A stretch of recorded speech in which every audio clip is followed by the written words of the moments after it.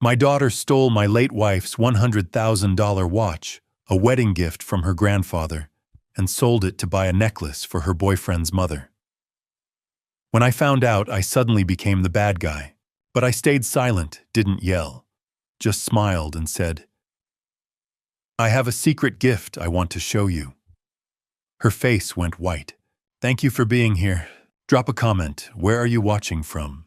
And have you ever faced family betrayal over money or heirlooms?" Note, this story blends real emotions with fictionalized elements to spark important conversations about boundaries and legacy. Now let me tell you what that secret gift was. I'd just finished reheating leftover spaghetti that tasted like cardboard because I still couldn't cook worth a damn and was making my weekly rounds through the house. Not checking locks or windows, checking memories. Victoria's reading chair by the window, still angled toward the garden she'd loved. Her coffee mug on my desk, the one that said "World's Okayest Wife." She'd bought it as a joke. I'd never let anyone else use it. And the cabinet in my study, the locked one, the one that held her watch. I'd installed it myself 2 years ago right after the funeral.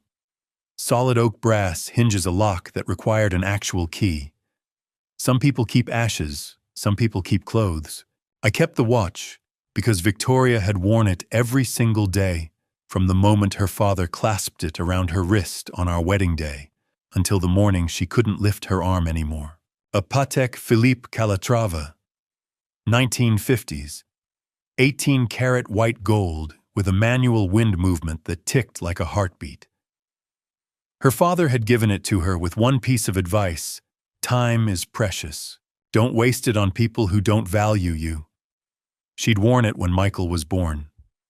When Caroline came 2 years later, through every school play, every scraped knee, through the diagnosis, through the treatments, through the nights when she couldn't sleep, and all I could do was hold her hand and feel that watch press between our palms.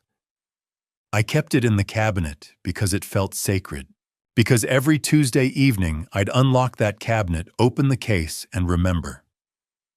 But that Tuesday, when I turned the key, something felt wrong. The lock caught differently, not broken, just different. Like someone else had been using it. I shook it off. Paranoia, I told myself. Grief playing tricks. I didn't open the cabinet that night. Looking back, I think some part of me already knew. Caroline called that same Tuesday. Late. Almost 9. "Hey, Dad."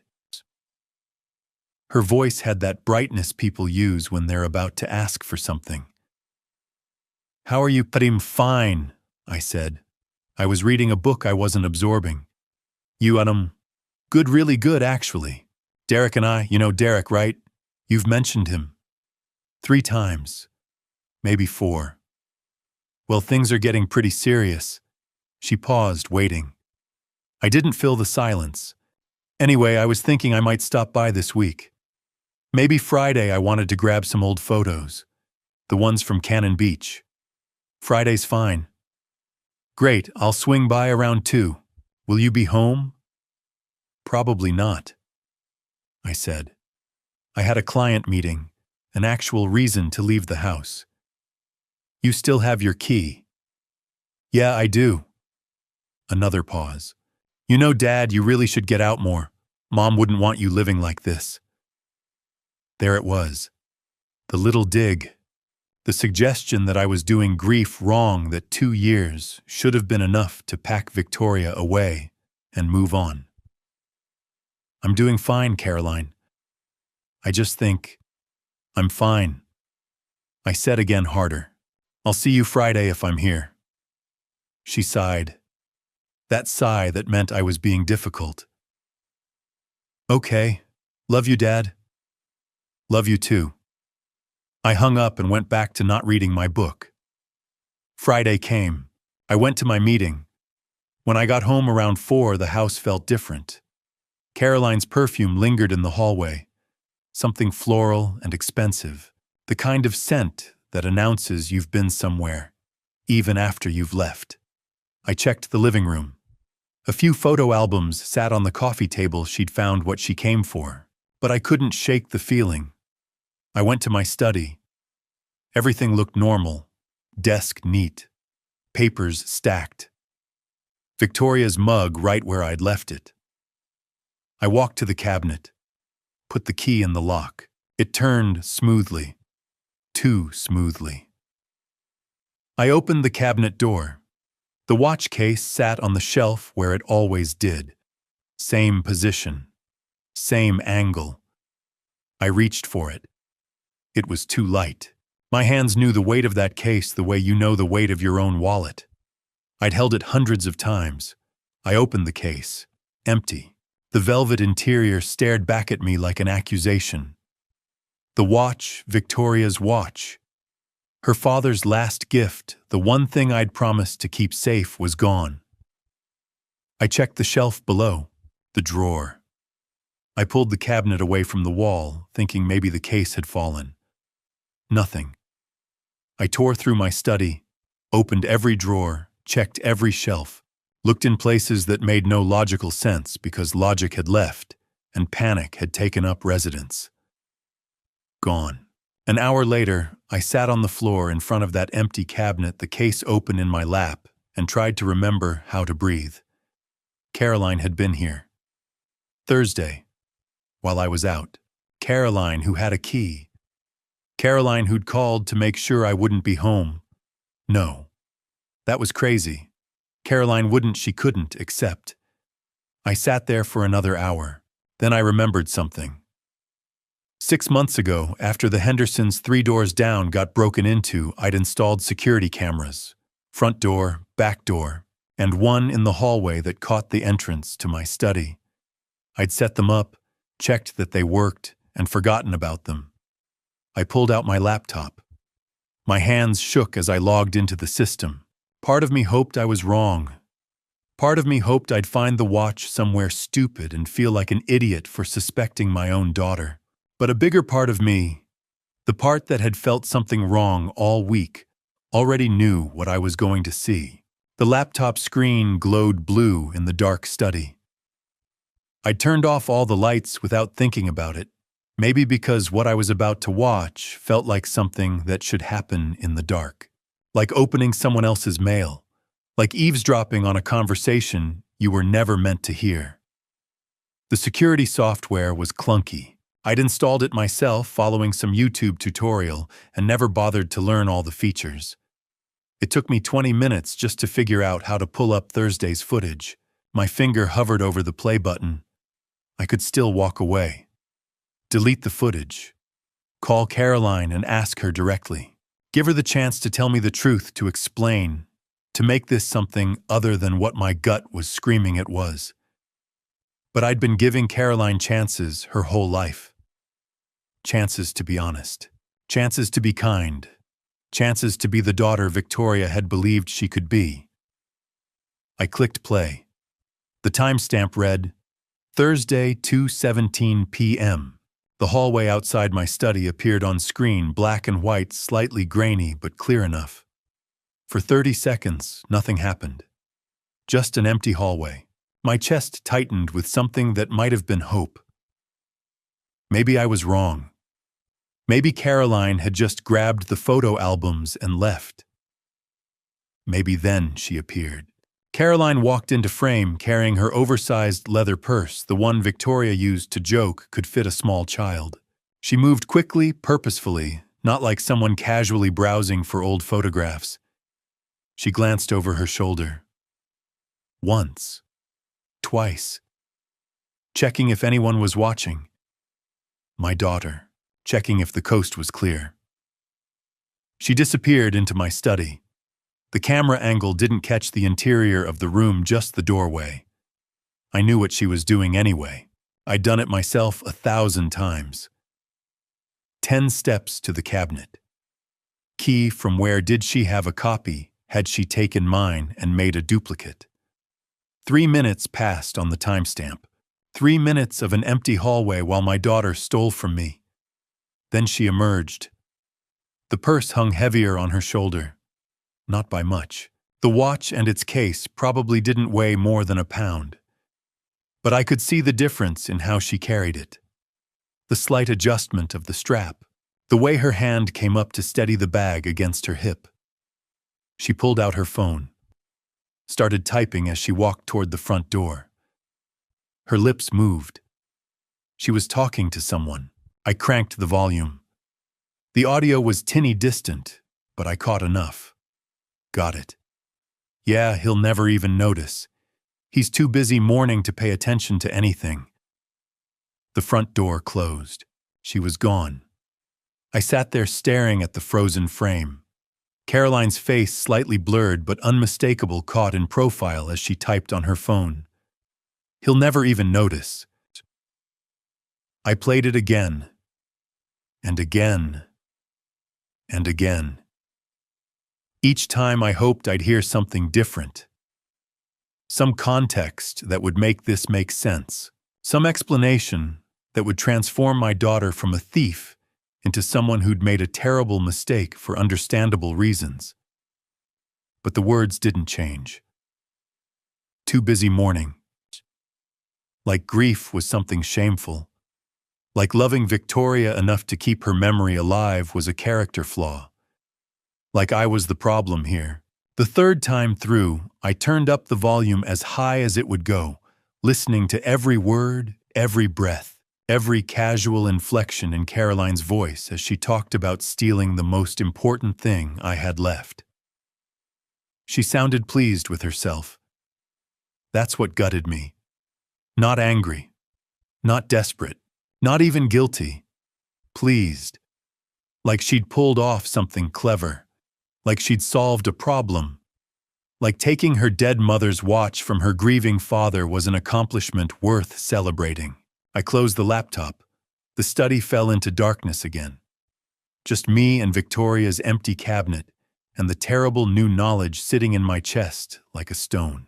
Part of me wanted to call Caroline right then, scream at her, demand she bring it back, threaten police lawyers, whatever it took. But I didn't move. Because something about this didn't add up. Caroline had always been practical, calculating. Even as a kid, she'd thought 3 steps ahead, figured out angles, worked situations to her advantage. Victoria used to call it strategic thinking. I'd called it manipulation, but quietly only to myself, because you're not supposed to think those things about your own child. But a $100,000 watch doesn't just disappear without a plan. Caroline hadn't stolen it on impulse. She'd known exactly when I'd be gone. She'd called earlier in the week to make sure. She'd had a key ready. She'd taken it in broad daylight, confident enough to stop and text someone on her way out. This was premeditated, which meant she'd already thought about what to do with it. You don't steal a Patek Philippe Calatrava from 1952 and pawn it at some strip mall. You can't just list it on Craigslist. A watch like that requires connections, research, a buyer who won't ask questions. Caroline had a buyer. And if she had a buyer, she had a reason for the money. My mind started working through possibilities. Caroline had always lived beyond her means, but she had a decent job, and she'd never asked me for help. Drugs, no. I'd know. Wouldn't I? Then I remembered Tuesday night. The phone call. Derek and I are getting pretty serious. Derek Foster. The boyfriend I'd met exactly once at some restaurant Carolyn had picked, specifically because it was loud enough that we couldn't have a real conversation. Nice enough kid. Worked in tech, wore expensive watches of his own. Had a mother Caroline desperately wanted to impress. I pulled out my phone and did something I hadn't done in years. I looked at Caroline's Instagram. There she was, perfectly curated life on display. Photos with Derek. Photos of brunches that cost more than my grocery bill. Photos of her apartment with its designer furniture and original art. And there from 2 weeks ago, a photo of Derek's mother, Sharon Foster. Caroline had tagged her. The caption read, "Can't wait to be part of this amazing family." I zoomed in on Sharon Foster's profile picture. She wore pearls and diamonds and an expression that suggested she was used to getting exactly what she wanted. I sat back in my chair. Caroline wanted something. Approval, acceptance, a place in the Foster family that she thought she needed to buy her way into. And she'd stolen her mother's watch to pay for it. I should have called her. Should have ended it right there. But that voice kept playing in my head. He'll never even notice. I wanted to see how far she'd go. I wanted to watch her think she'd gotten away with it. I wanted to know exactly who my daughter had become when she thought no one was paying attention. So I saved the footage to 3 different hard drives. And I waited. The knock came early. Too early for a Saturday. 7:30, and I was still in my bathrobe staring at a cup of coffee I hadn't touched when Michael's voice came through the front door. "Dad, you up?" I wasn't ready to see anyone. Hadn't slept.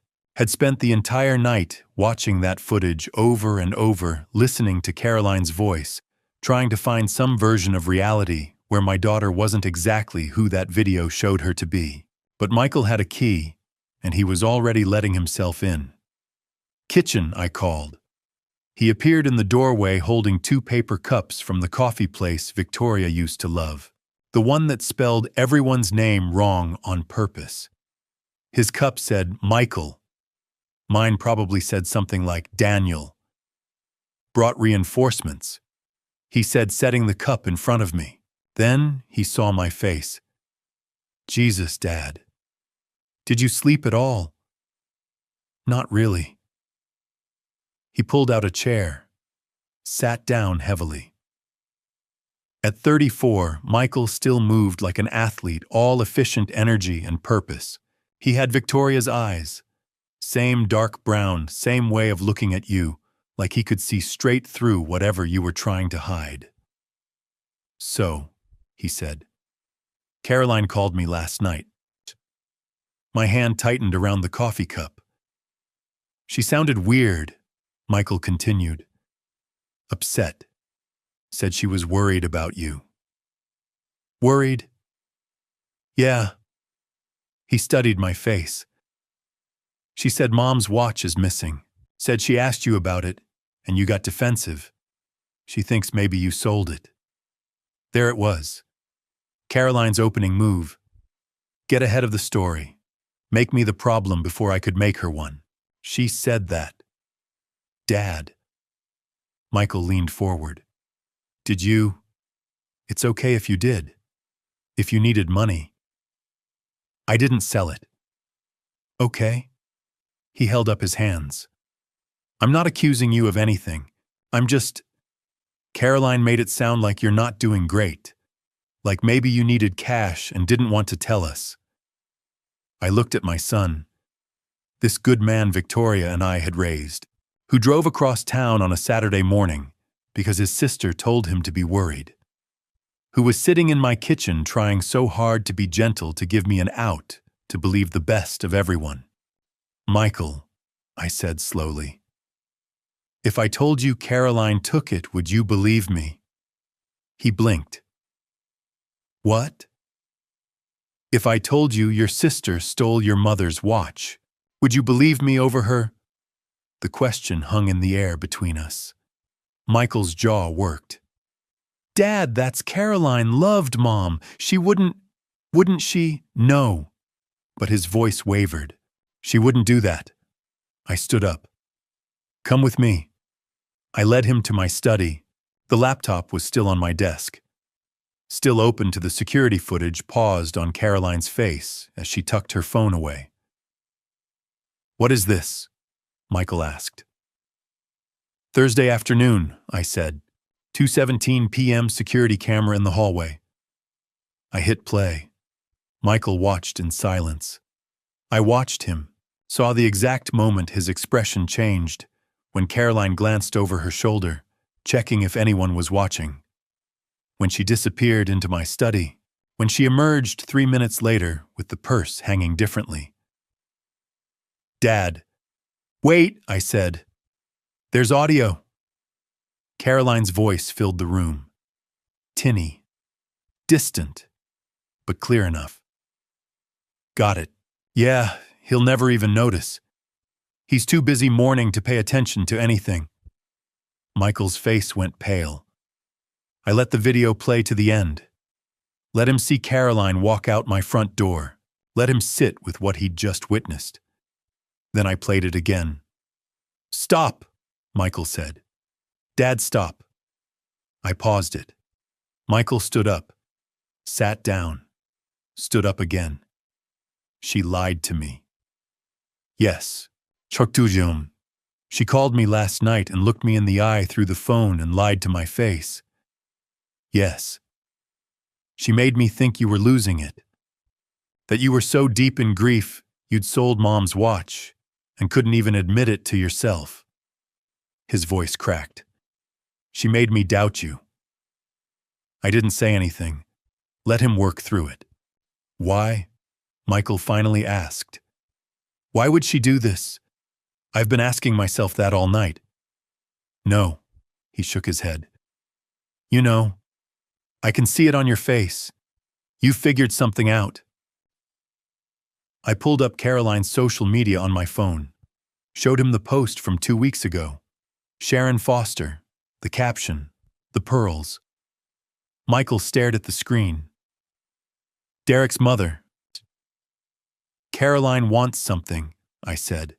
Approval, a place in that family, and I think she's willing to pay for it. With Mom's watch. With $100,000 worth of Mom's watch. Michael sat back down, dropped his head into his hands. We have to confront her. Right now. We have to… No. He looked up. What? We wait. Dad. Think about it. I said. Caroline doesn't steal a watch like that without a plan. She has a buyer. She has the money. Or she's about to. And she's going to use it for something. So I want to know what. I want to see the whole picture before we blow it up. Michael stared at me like I'd lost my mind. You want to let her get away with it? I want to let her think she got away with it. There's a difference. I don't… She called you last night and made me the villain, I said. Got you here this morning to check on your poor, confused father, who's so broken by grief he can't even remember selling his own wife's watch. That's not desperation, Michael. That's strategy. She's 3 steps ahead already. Then what do we do? I thought about Victoria, about the way she used to play chess with the kids when they were little, how she'd always told them the same thing.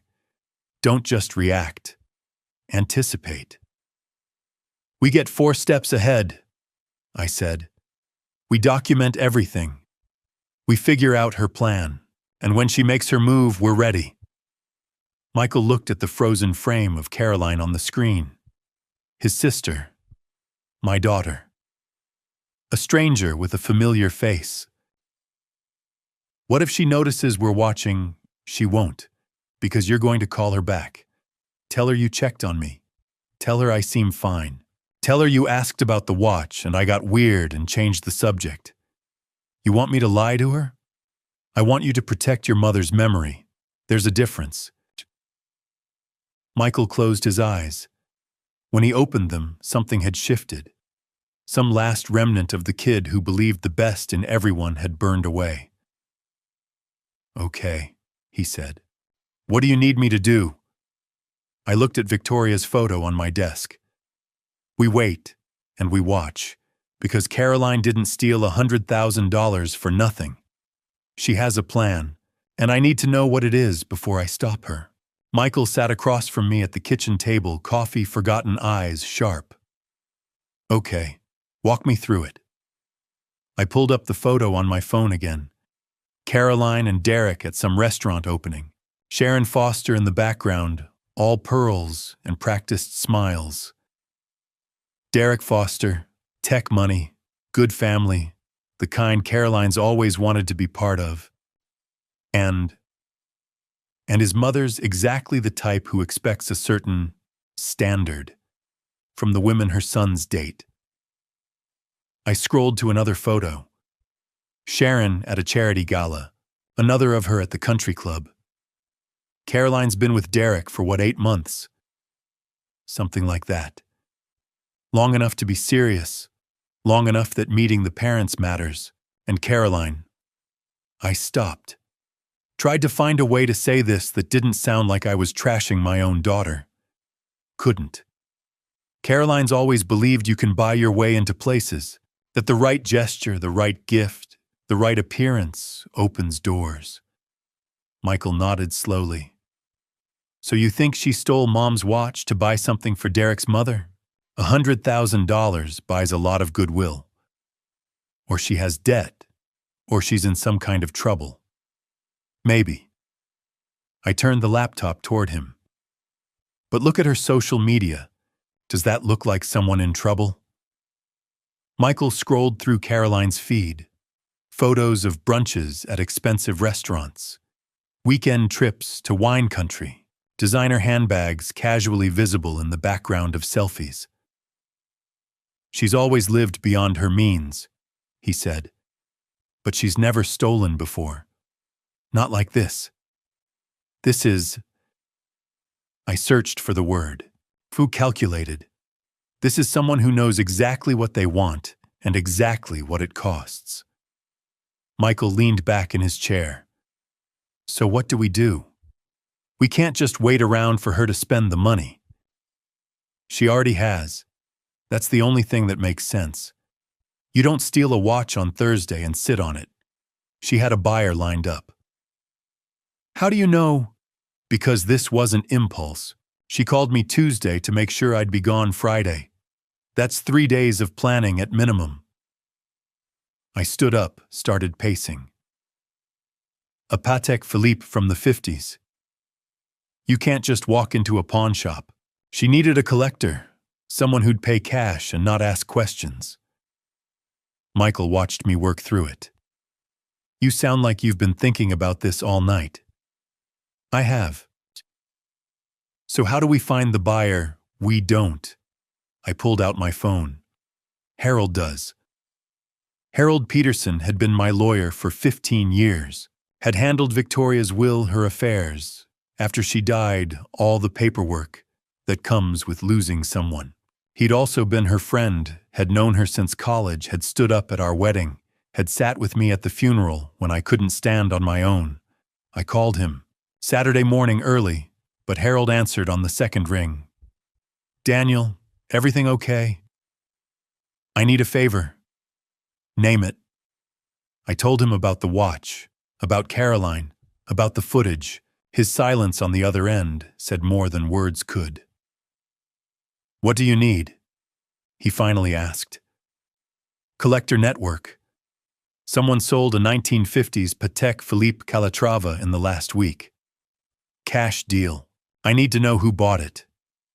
That's specific. Can you do it? Another pause. Give me until Monday. Monday came faster than I expected. Harold called at 9 a.m. sharp. Malcolm Reed, he said. Collector out of downtown. Specializes in vintage Patek Philippe. He bought a Calatrava 3 weeks ago.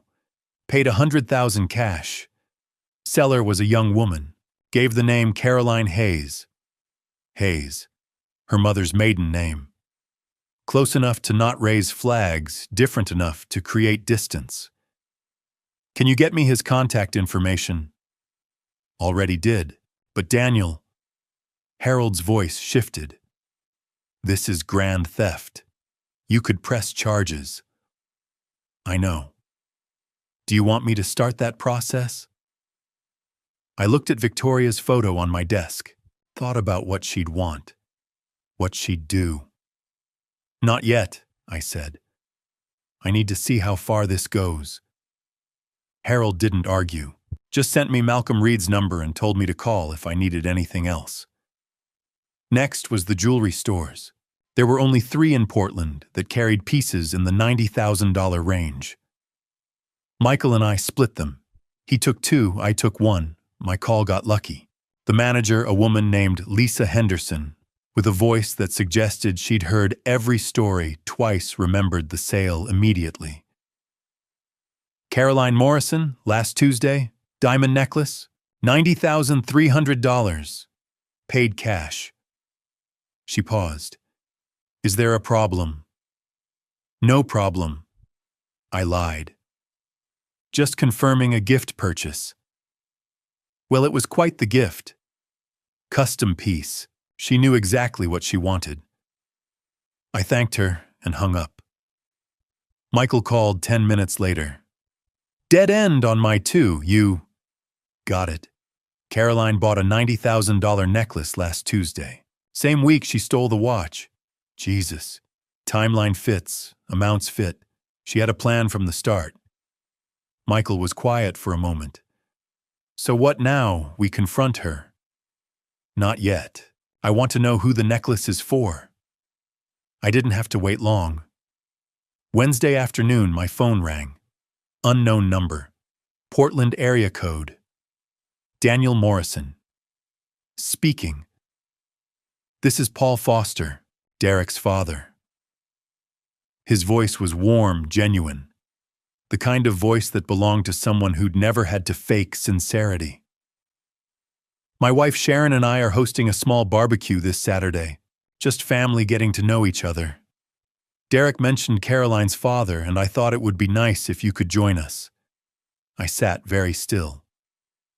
That's kind of you. We're excited to meet you. Caroline speaks very highly of you. I bet she does. Derek and Caroline have been so happy together, Paul continued. And Sharon, well, Sharon loves bringing people together. She thinks of these gatherings as a way to build family. I appreciate the invitation. We'd love to have you. 2 o'clock on Saturday, Pearl District. I'll text you the address. There was a pause. Then Paul's voice softened. Derek mentioned your wife passed a few years ago. I'm very sorry for your loss. I lost my father a while back. Grief it's its own thing, isn't it? Something in his tone caught me off guard. Real empathy. Not the performative kind people trot out at funerals. Yes, I said. It is. Well, we'd be honored if you'd join us. No pressure, but it would mean a lot. I'll be there. Wonderful. Looking forward to meeting you, Daniel. I hung up and immediately called Michael. Saturday, I said. Foster's house, Pearl District. Be ready. Dad. Michael's voice dropped. Are you absolutely sure about this? I looked at Victoria's photo, her smile, the watch on her wrist in that old picture from our anniversary. I've never been more sure of anything in my life. Friday night. The house was quiet except for the rhythmic tap of Michael's fingers against his laptop. We sat across from each other in the living room, him on the couch, with his screen open, me in Victoria's reading chair with a coffee I hadn't touched. He'd brought everything the footage read signed receipt, the jeweler's invoice. Even screenshots of Caroline's Instagram caption, "Can't wait to be part of this amazing family," posted 3 weeks ago, alongside a photo of Derek and Sharon in front of a Pearl District bistro. Michael looked up from the screen. Okay, Dad, walk me through it again. I leaned forward, elbows on knees. She'll give Sharon the necklace, probably right after we eat. Big moment. Cameras out. This is for you because you've welcomed me like a daughter. Michael's jaw tightened. Then what? Then I ask where she got it. And when she lies, you play the video. He nodded slowly, fingers hovering over the trackpad. And if Derek freaks out, or Paul, or if Sharon starts crying, I met his eyes. Then we explain, calmly, with the paperwork. Reed's contact info is on the receipt. He'll verify the sale if anyone asks. Lisa Henderson at the jewelry store already confirmed the timeline. Everything matches. Michael scrolled through the files one more time, checking the order. video first, then Reed's receipt, then the jeweler's invoice showing Caroline's name and the 90/30 charge. He'd organized it like a prosecutor building a case. "What if she says you gave her permission?" Michael asked. "Then we ask her to explain the audio." He replayed the clip just 5 seconds, Caroline's voice sharp and dismissive. "He'll never notice. He's too busy mourning to pay attention to anything." Michael stopped it. "God, I hate hearing that." "So do I." He closed the laptop and sat back, rubbing his face with both hands. For a moment, he looked younger than 32. Looked like the kid who used to sit at this same table doing homework, while Victoria graded papers beside him. "Dad," he said quietly, "if this is too hard." "It's not about hard or easy." "Then what?" I looked past him toward the window where the street light caught the edge of Victoria's orchid on the sill. She'd kept that thing alive for 11 years. Repotted it, talked to it, watered it on Wednesdays without fail. When she got too sick to reach it, I took over. It bloomed last spring, small white flowers that lasted 3 weeks. "It's about what's right," I said. Michael studied me for a long moment. Then he nodded. "Mom would be proud of you." "I hope so." We went over it twice more. The timing, the tone, when to let Caroline talk and when to cut her off. Michael made notes in his phone bullet points, like he was prepping for a presentation. "And if Caroline storms out," he asked, "let her. And if Derek breaks up with her right there," I shrugged. "That's his choice." Michael leaned back, staring at the ceiling. "You know what's going to happen right after tomorrow. She's going to be furious. She'll tell everyone you humiliated her. She'll say you're bitter and controlling and that you've never gotten over Mom. Probably. She might never speak to you again. I know. Are you okay with that?" I wasn't sure how to answer. Was I okay with losing my daughter? No. Was I okay with losing the version of Caroline who'd stolen from her dead mother and lied about it to my face? Yes, maybe. I didn't know. "I'm okay with protecting your mother's memory," I said finally. "I'm okay with not letting Caroline get away with this. If that costs me a relationship that's already broken, then so be it." Michael nodded again, but he didn't look convinced. He looked tired. We both did. By 11, he stood to leave. "I'll meet you there tomorrow, 1 o'clock. 1 o'clock. He paused at the door. "Do you think she'll apologize after we show her the proof?" I thought about that. About the Caroline I used to know, the one who cried at dog movies and brought Victoria flowers on Mother's Day. And about the Caroline who'd walked into my study 3 weeks ago and taken a watch worth $100,000 while I was at the grocery store. "No," I said. "I think she'll double down. I think she'll attack us." "Yeah," Michael said softly. "Me too." He left. I locked the door behind him and stood in the hallway for a minute, looking at the spot where the camera had filmed Caroline slipping the watch into her purse. The floorboards creaked. The refrigerator hummed. Somewhere down the block, a dog barked twice and went quiet. I walked back to the living room and sat in Victoria's chair again. Picked up the framed photo on the side table, our wedding day, 1986, outside a chapel in Cannon Beach.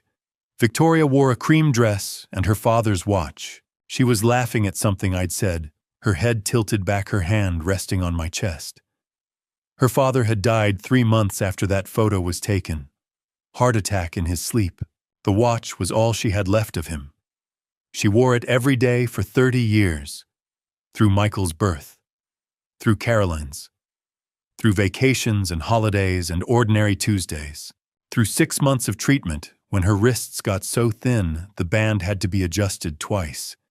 He'd told her once the day he gave it to her, "Time is precious. Don't waste it on people who don't value you."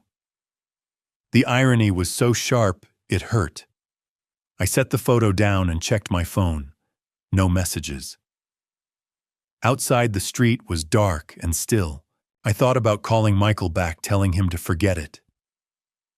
We didn't have to do this. We could let it go. Move on. Pretend it never happened. But that was a lie. Because it did happen, and pretending wouldn't bring the watch back, or erase the audio, or undo the fact that my daughter had stolen from her dead mother and framed me for it. Justice or revenge, both, and I was okay with that. I turned off the lights and went upstairs. Stood in the doorway of the bedroom for a moment, staring at the empty side of the bed. I still reached for her sometimes in the mornings. Still woke up expecting to hear her voice in the kitchen. Still smelled her perfume in the closet when I opened the door. 2 years, and it still felt like yesterday. I didn't sleep well. Woke up twice, once from a dream I couldn't remember, and once to the sound of rain on the window. By 6, I was up for good, making coffee in the dark. Saturday morning, the day I'd been dreading and preparing for all week. I showered, dressed in khakis and a button-down, casual but deliberate. I wanted to look like someone who had his act together. Someone who knew exactly what he was doing. I packed Michael's laptop into a messenger bag along with printed copies of the receipts, put the bag in the passenger seat of my car, texted Michael on my way. He replied immediately, "See you there." I stood in the entryway for a minute, keys in hand, looked at the wedding photo one more time, thought about what Victoria would say if she were here. Probably something like, "Don't let them take advantage of you. Stand up, speak up." She'd been fierce about fairness, zero tolerance for lies or manipulation. She would have confronted Caroline herself, calmly, methodically, and without hesitation. I locked the door behind me and got in the car, rolled the windows down, turned the radio off. I wanted to hear myself think. Somewhere around the Willamette River Bridge, I stopped thinking altogether. It was time to act. Paul Foster met me at the door with a firm handshake and a cold beer. "Daniel, glad you could make it." His grip was solid, his smile genuine. He wore a blazer's cap and a faded polo shirt, casual, but the kind of casual that cost money.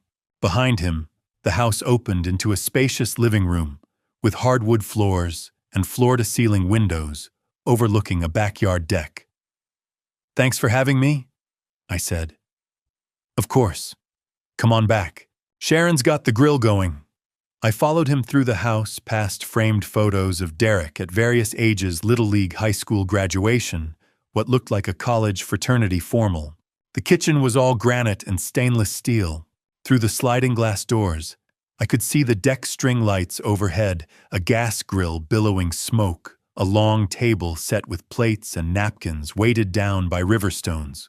Sharon Foster stood at the grill, flipping burger patties with a practiced hand. She turned when she heard us, wiping her hands on her apron, and broke into a warm smile. "Mr. Morrison, how wonderful to finally meet you. Caroline speaks so highly of you." I shook her hand. "Please call me Daniel." She was in her late 50s, blonde hair pulled back in a loose bun, wearing a linen blouse and capri pants. Gracious, put together. The kind of woman who made hosting look effortless. "Caroline speaks highly of me," I said, keeping my tone light. Sharon laughed. "Oh, constantly. She adores you." I smiled and said nothing. Michael's words echoed in my head. "She'll tell everyone you humiliated her. She'll say you're bitter and controlling." "Yeah. Adoration." "Sure." Derek appeared from the side yard carrying a bowl of potato salad. He was tall, clean-cut, wearing chinos and a button-down with the sleeves rolled up. He set the bowl down and extended his hand. "Mr. Morrison, thank you for coming, sir." "Derek." Good to meet you. His handshake was polite but tentative, like he wasn't quite sure what to make of me. I didn't blame him. If I were in his shoes meeting my girlfriend's father for the first time at a family barbecue, I'd be nervous too. Can I get you anything? He asked. We've got beer, wine, lemonade. I'm good with this, thanks. He nodded and retreated to the grill to help his mother. Paul guided me to a chair at the table and I sat scanning the yard. Neat hedges, a vegetable garden in the corner, a hammock strung between two trees. It was the kind of place you saw in home magazines, tasteful, comfortable, expensive without being ostentatious. 15 minutes later, Caroline arrived. She came through the sliding door holding a bottle of rosé, laughing at something Sharon had said. Then she saw me. Her smile faltered just for a second before she recovered and plastered on a bright, artificial grin. Dad, I didn't know you were invited. Liar. She absolutely knew. Paul had told me he'd mentioned it to Derek, who would have told Caroline. But she hadn't expected me to actually show up. Surprise, I said evenly. She crossed the deck and kissed me on the cheek. Her perfume overwhelming. It's so good to see you. Her voice was loud, performative, for the Fosters' benefit. You too, I said. She pulled back, still smiling, but her eyes were sharp, calculating. She was trying to figure out why I was here, whether I knew, whether Michael had told me anything. I gave her nothing. Michael arrived 10 minutes later, alone. He nodded at me across the deck just once, and I nodded back. The signal was clear, ready when you are. We ate. Burgers, potato salad, grilled corn, coleslaw. Sharon was an excellent host, keeping the conversation flowing, asking about my work, my hobbies, how long I'd lived in Lake Oswego. Paul told a story about Derek's first job out of college, something involving a disastrous presentation and a broken projector. Derek groaned good-naturedly, and Caroline laughed at all the right moments, touching Sharon's arm, leaning into Derek's shoulder. She was performing, playing the role of the devoted girlfriend, the respectful future daughter-in-law. And she was good at it. Sharon clearly adored her. Paul seemed charmed. Derek looked at her like she was the best thing that had ever happened to him. I watched her and felt nothing but cold, hard clarity. Dessert came out, berry cobbler with vanilla ice cream. Sharon served it herself, beaming as everyone complimented her baking. Caroline ate slowly, deliberately, making a show of savoring every bite. Then she stood. Can I have everyone's attention for a minute? The table went quiet. Sharon set down her fork, looking curious. Paul leaned back in his chair. Derek frowned, slightly confused. Caroline smiled, radiant and confident. I just want to say thank you to Sharon and Paul for welcoming me into your family, for making me feel like I belong here. Derek and I. She reached for his hand. We're building something really special, and I wanted to show you how much that means to me.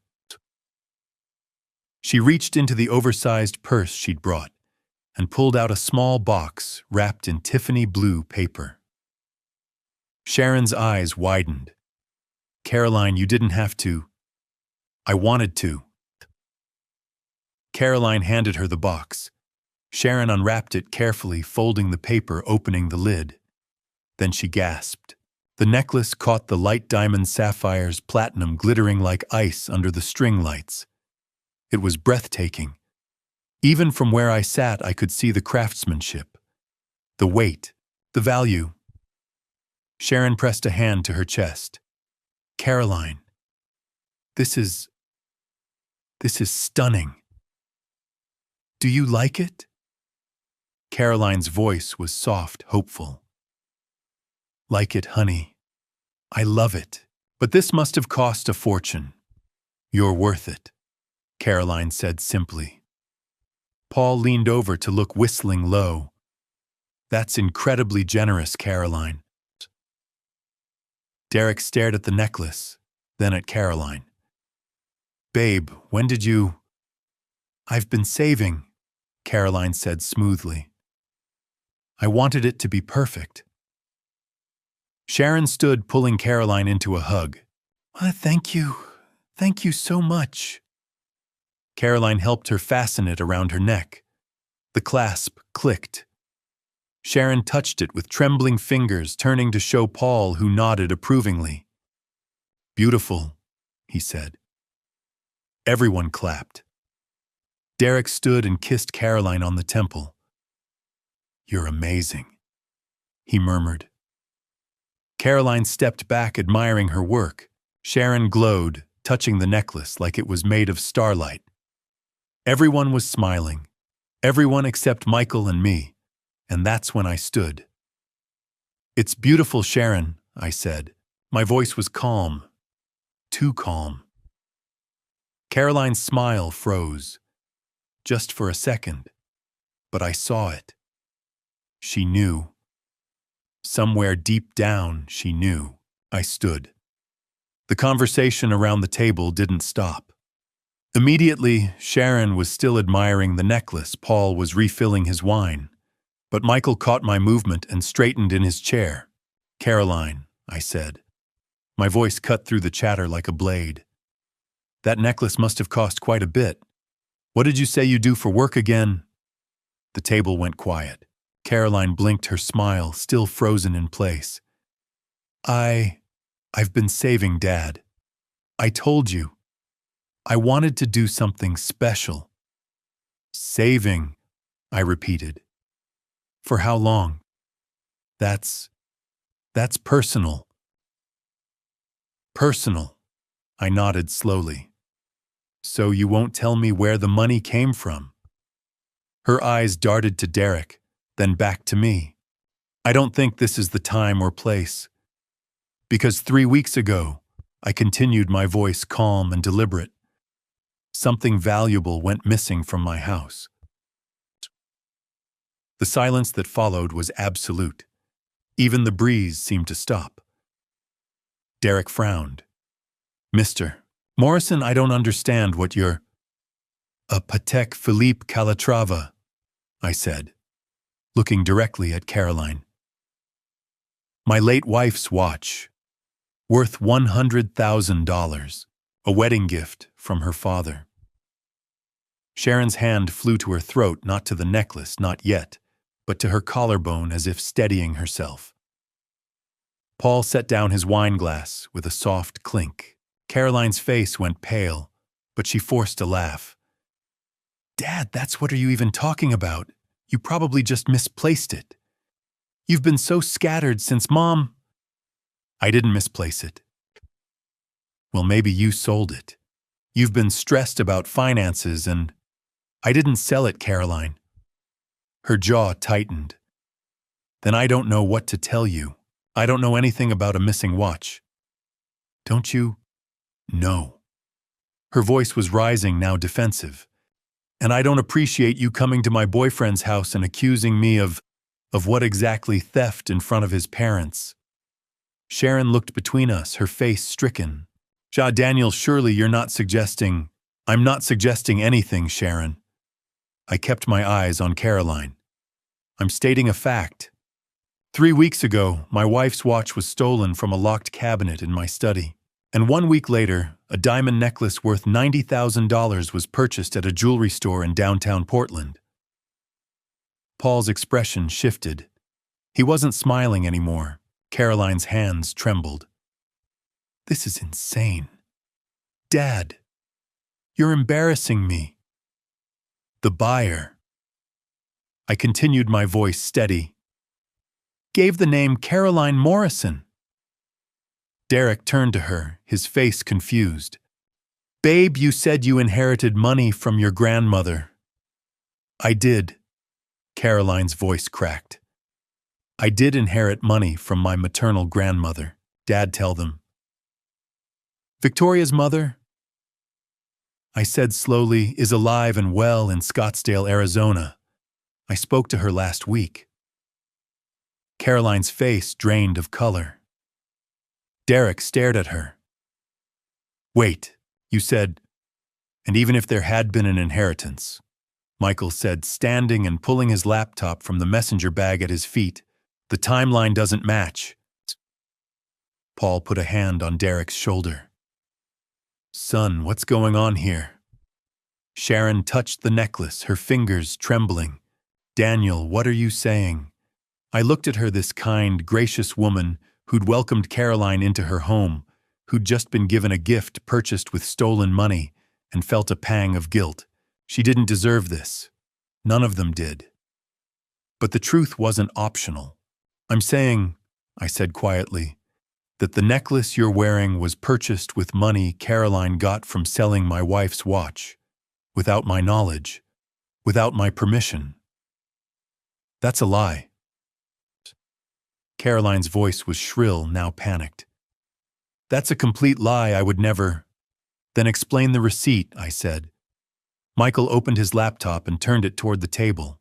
3 weeks ago, a woman matching Caroline's description sold a 1952 Patek Philippe Calatrava to a private collector named Malcolm Reed. He paid $100,000 in cash. He kept a receipt and a photo of the seller. Caroline's breath hitched. How did you? Mr. Reed was very cooperative, Michael said evenly. As was Lisa Henderson, the manager at the jewelry store where you bought the necklace. She remembers you. She remembers the transaction.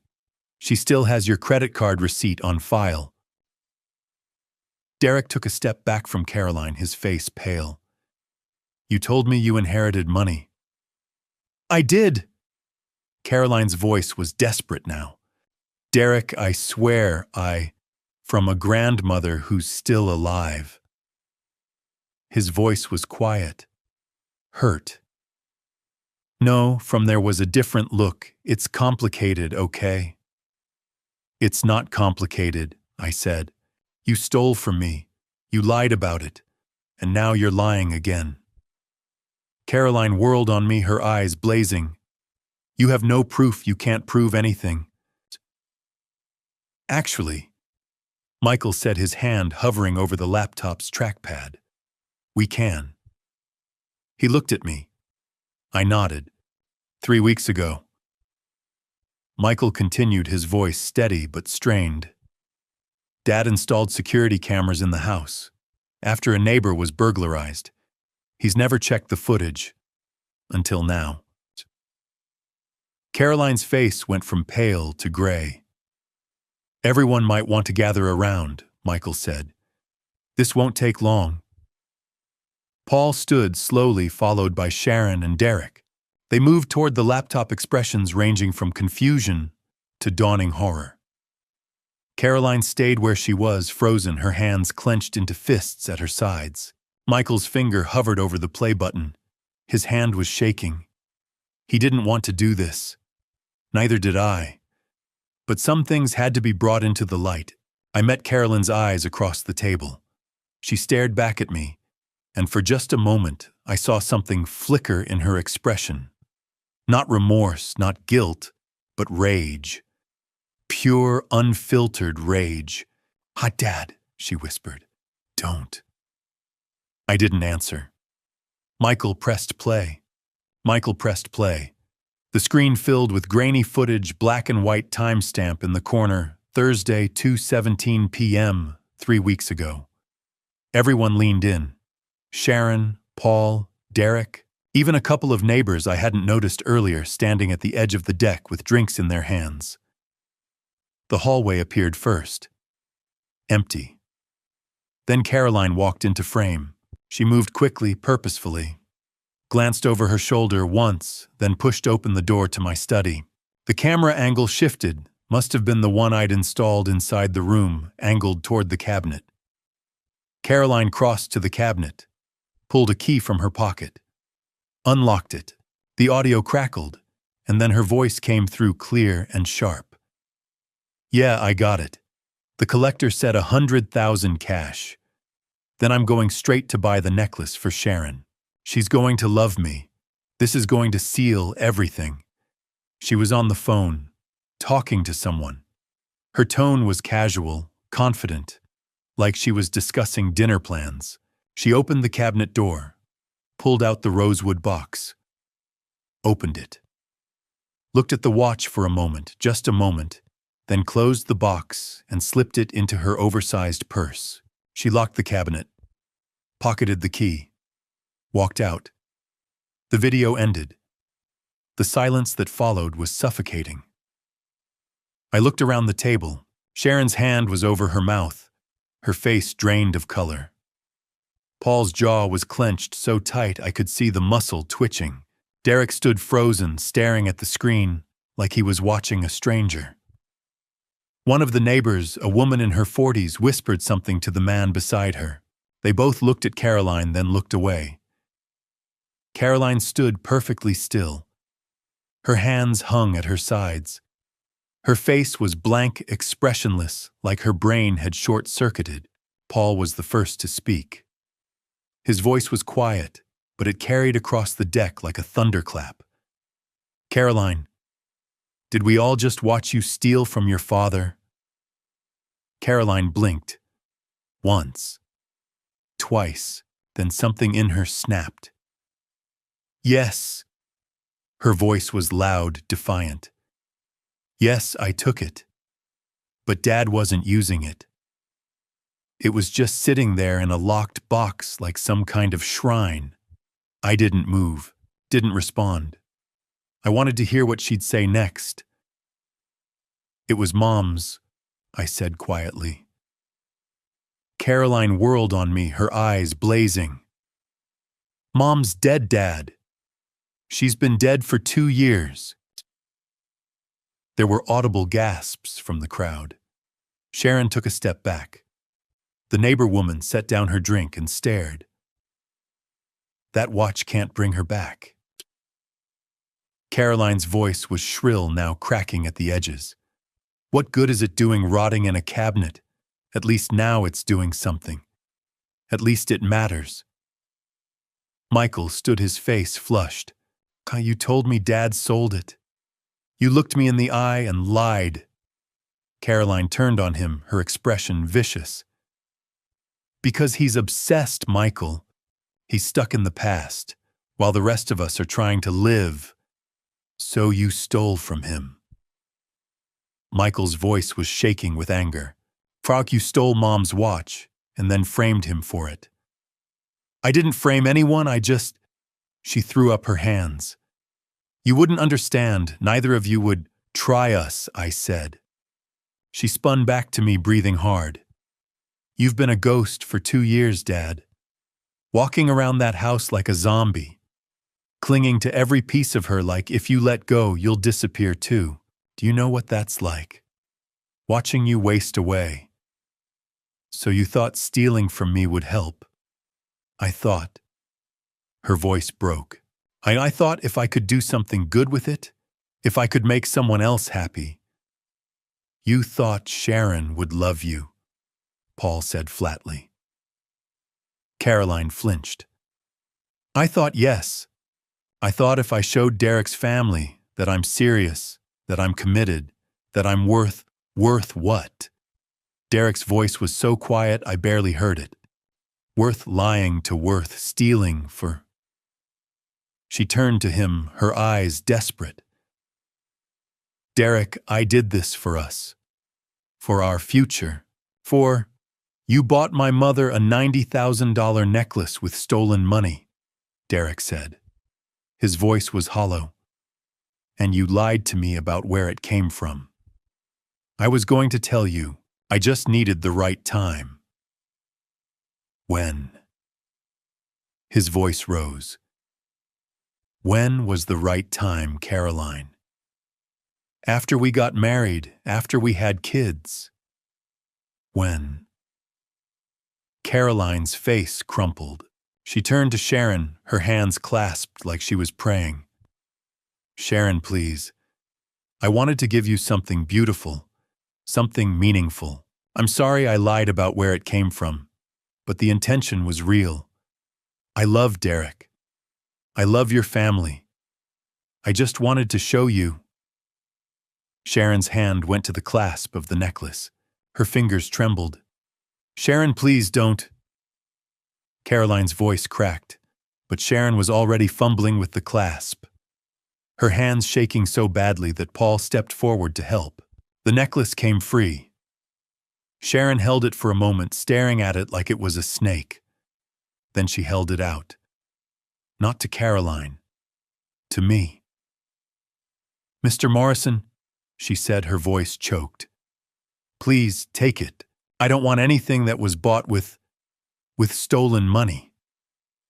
Caroline's face collapsed. "Sharon, wait.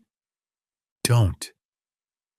Sharon stepped back away from Caroline like she was contagious. "Don't say another word to me." Paul put a hand on Sharon's shoulder, steadying her.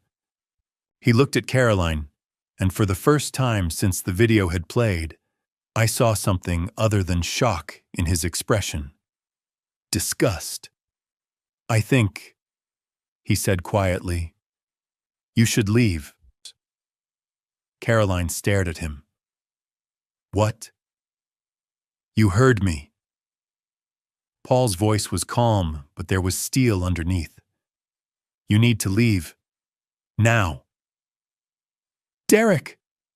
Caroline turned to him, pleading. "And Derek, please tell them." But Derek wasn't looking at her anymore. He was looking at the ground, his jaw tight, his hands clenched into fists at his sides. "Derek," Caroline whispered. "Please." He didn't answer. She stood there for another moment, looking from Derek to Sharon to Paul, waiting for anyone to defend her. No one did. Finally, she turned and walked toward the sliding glass door. Her steps were stiff, mechanical. She didn't look back. The door slid shut behind her. For a long moment, no one spoke. Then Sharon sank into a chair and started to cry. I took the necklace from Sharon. It was heavier than I expected, cold platinum and diamonds pressing into my palm. The weight of it felt wrong, like holding something that should never have existed. I looked at Caroline. She stood near the edge of the deck, arms wrapped around herself, mascara streaked down her cheeks. For a moment she looked young, vulnerable, like the little girl who used to climb into my lap and ask me to read her stories. Then I remembered the video, the audio, the lies. "You want to talk about value," I said. My voice was steady, but barely. "Let me tell you about that watch." Caroline's eyes flickered, but she didn't respond.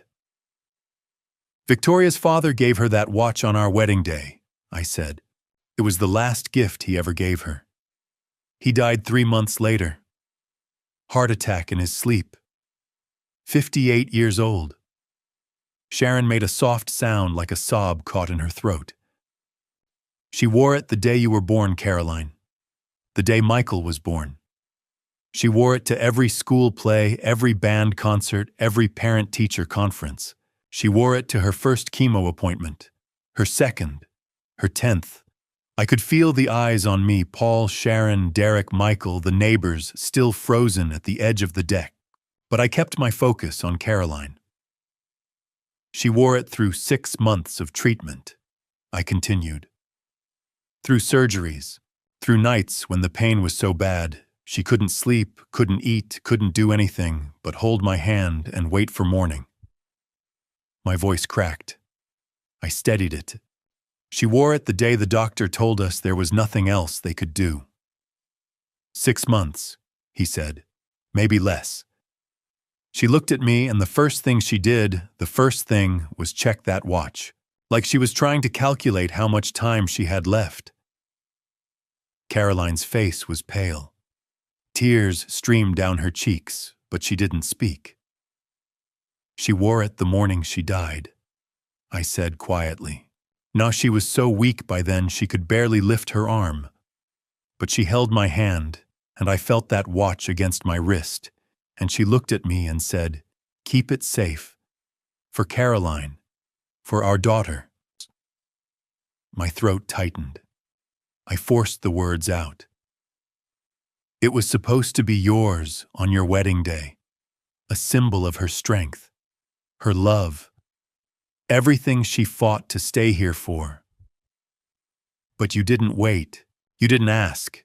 You stole it, sold it like it was nothing, and then you called her memory worthless. Dad. Caroline's voice was barely a whisper. You're right about one thing, I said, and she's gone. But that watch was all I had left of the woman I loved for 30 years. And you traded it for this. I held up the necklace, letting it dangle in the light. A piece of jewelry to impress someone else's mother. I turned away from her, walked over to Harold Peterson, who'd been standing silently near the edge of the deck. I handed him the necklace. Make sure Reed gets his money back, I said. Harold nodded, his expression grim. I'll take care of it. I turned back to Caroline. She was crying openly now, but I felt nothing. No pity. No sympathy. Just exhaustion. Don't come to the house, I said. Don't call me until you understand what you've actually done, who you've hurt, and why it matters. You're not my daughter. Her face crumpled. Dad, please.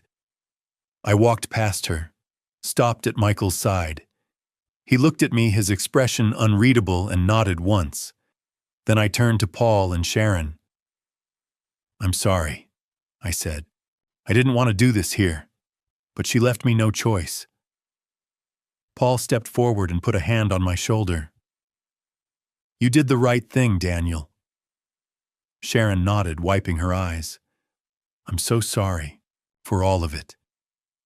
It's not your fault, I said. Behind me, I heard Derek's voice, quiet, strained, but steady. Caroline. I turned. He was standing a few feet away from her, hands in his pockets, jaw tight. When you told me you saved money to buy that necklace, he said slowly, I believed you. When you said you wanted to honor my mother, I thought it was beautiful. Caroline reached for him. Derek, please. He stepped back. But you lied. To me. To my parents. To your own father. I did it for us. Caroline's voice broke. I did it so your family would accept me, so we could have a future. You did it for yourself, Derek said. His voice was flat, emotionless. You used my mother. You made me complicit in stealing from a man who just lost his wife. You turned something that should have been sacred into this. Paul moved to Derek's side, putting a hand on his shoulder. Son. Derek didn't look away from Caroline. I don't know who you are. The woman I thought I loved would never do this. We're done. Caroline's breath hitched. You don't mean that. Derek, please, I love you. Don't. His voice was sharp now. Just don't. Sharon stepped forward, her expression cold. You need to leave, now. Caroline looked around the deck at Derek, at Sharon, at Paul, at the neighbors who'd been watching in stunned silence. She looked at Michael. He met her eyes for a moment, then looked away. Michael, she whispered. Please. Go, Caroline, he said quietly. She stood there for another long moment, trembling, mascara running, arms wrapped around herself, like she was trying to hold herself together. Then she turned and walked toward the gate. No one followed. No one said goodbye. The gate swung shut behind her with a metallic clang. For a long time, no one moved. Then Paul Foster put a hand on my shoulder again. Daniel, he said softly. I'm sorry you had to do that here, but you did the right thing. I nodded. I didn't trust my voice anymore. Sharon sank back into her chair, her face in her hands. Paul moved to her side, wrapping an arm around her shoulders. Michael stood beside me, silent and still, One of the neighbors, the woman who'd whispered earlier, set down her drink and quietly made her way to the gate. The others followed. Within minutes, the deck was nearly empty. Just me, Michael, Paul, Sharon, and Derek. Derek sat down heavily in a chair, elbows on his knees, staring at the ground. He looked like he'd aged 10 years in the last 30 minutes. Paul squeezed my shoulder once more, then let go. "If you need anything," he said. "Anything at all, call me." "Thank you," I managed. Michael touched my arm. "Dad, we should go." I nodded. Together we walked toward the gate.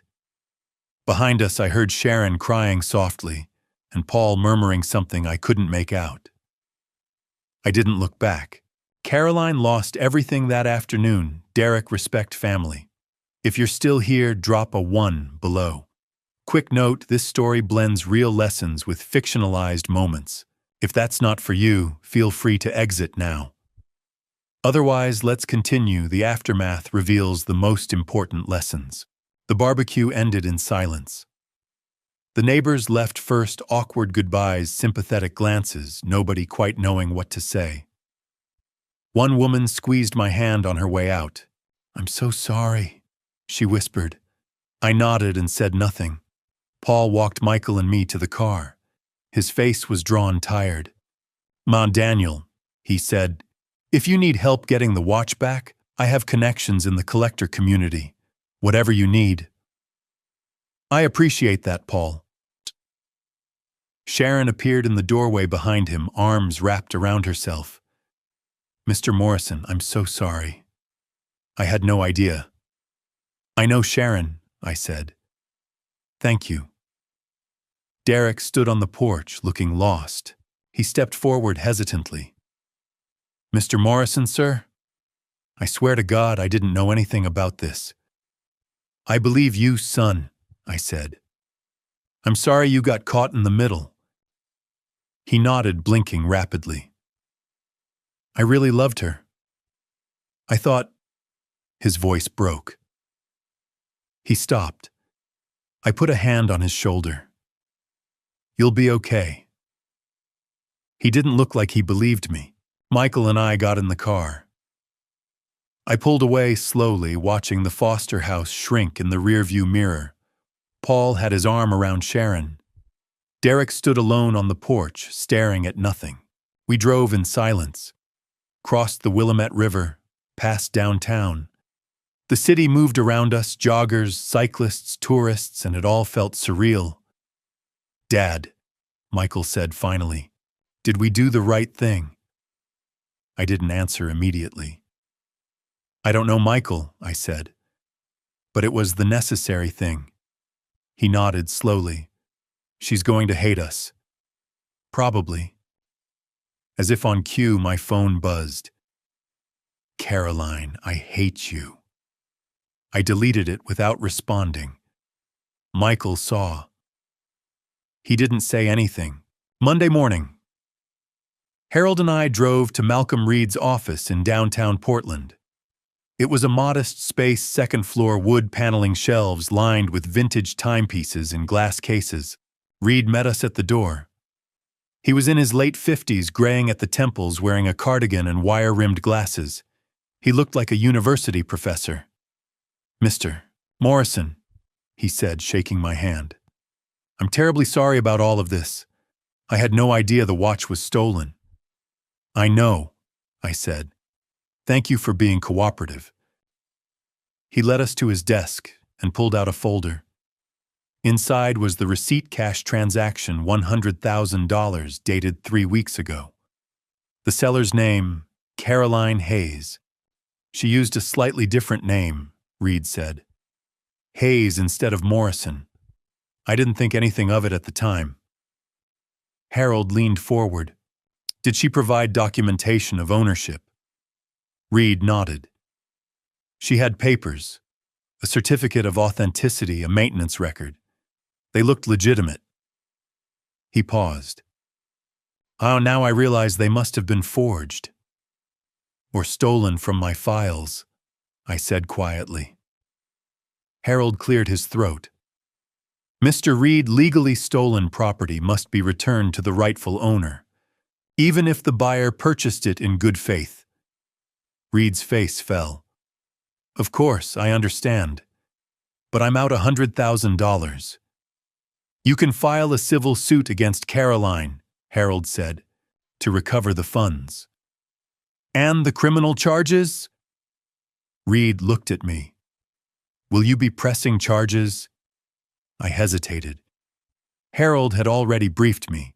Grand theft in Oregon, anything over $1,000 was a felony. A watch worth $100,000 put Caroline squarely in Class B territory. 5 to 10 years in prison if convicted. I need to think about it, I said. Reed nodded. He stood and walked to a small safe in the corner. Opened it, pulled out a familiar rosewood box. He set it on the desk in front of me. I believe this belongs to you, he said quietly. I stared at the box. My hands were shaking. I reached for it slowly. Opened the lid.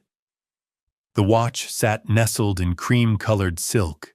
Patek Philippe Calatrava, 1952. 18-karat white gold, manual wind, the crystal gleamed.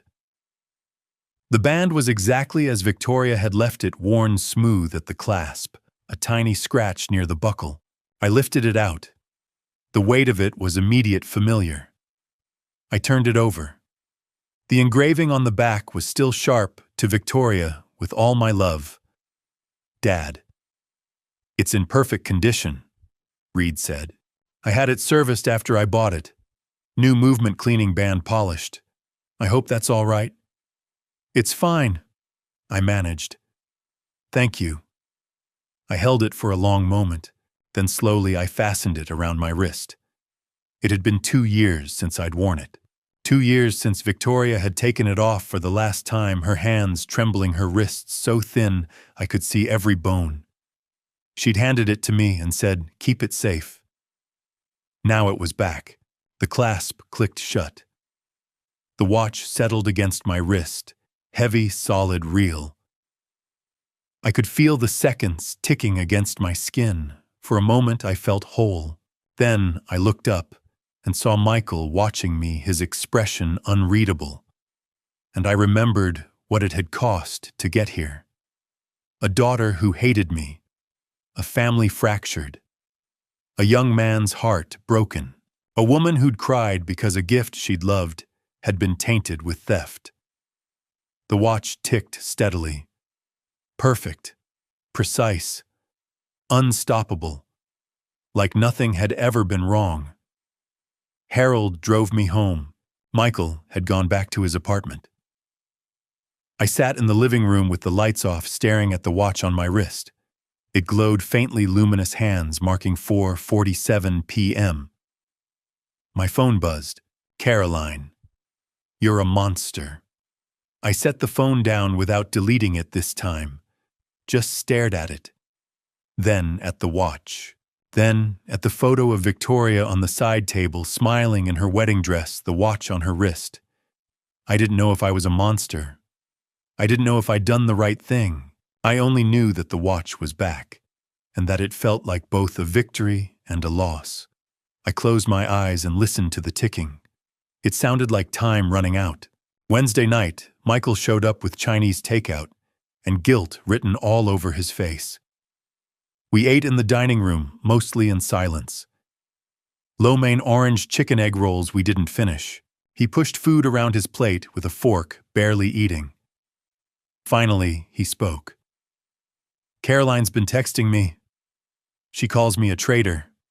Says I chose you over her. I set down my chopsticks. Did you? He looked up, his eyes red-rimmed. I chose the truth over her lies. But Dad, she's still my sister. I keep thinking about when we were kids. She wasn't always like this. People change, Michael. Your mother's death, it broke something in all of us. Caroline just broke in a different way. He nodded slowly. I miss Mom. I do too, son. Every day. We sat in comfortable silence for a while. Then Michael stood to leave. At the door, he hugged me, really hugged me, the kind of hug we hadn't shared in years. When he pulled back, his eyes were wet. "Mom would be proud of you," he said. I watched him walk to his car, and I thought Victoria would be proud of him too. Over the next few days, I heard about Caroline through Michael's network of mutual friends. The picture wasn't pretty. Derek had blocked her everywhere: phone, social media, email.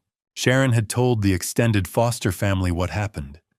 Caroline's reputation in Derek's circle was destroyed. Reed's lawyer had sent a demand letter: return $100,000 within 30 days or face a civil lawsuit. Caroline didn't have the money. She'd spent $90,000 on the necklace and $10,000 paying off personal debts, credit cards, small loans, things she'd let pile up. Then she lost her job. Marketing firm downtown. The timing was suspicious, but Michael couldn't confirm whether it was related to the theft or just bad luck. Either way, she was unemployed. She had to move out of her nice apartment near the Pearl District. Relocated to a smaller, cheaper place across the river. Studio. No parking. Sketchy neighborhood. Financial ruin stacking up piece by piece. Michael came over again the following Saturday. He looked exhausted. "She's struggling, Dad," he said. I know she brought this on herself, but it's hard watching her suffer." "That's what consequences look like, Michael," I said. "They're supposed to be hard. That's what makes them consequences." He nodded, but he didn't look convinced. Then he asked the question I'd been avoiding. "Are you going to press charges?" I'd been thinking about it every day since the barbecue. Grand theft, Class B felony, 5 to 10 years in prison. Caroline with a criminal record. Caroline unemployable. Caroline's life permanently marked by what she'd done. "Every day I think about it," I said slowly. "Sending her to prison. It wouldn't bring your mother peace, and it would destroy Caroline completely. She's going to have to live with what she did. That punishment is enough." Michael stared at his hands. "What if she never learns? What if she just stays like this?" "Then that's her choice," I said. "I can't force her to grow up." He looked at me for a long moment. "Do you think you'll ever forgive her?" I thought about that. About the daughter I'd raised. The woman who'd stolen from me. The stranger who hated me. "If she asks," I said. "Really asks. Not because she got caught, but because she understands what she took from me. If she gets there, then yes. I'll forgive her."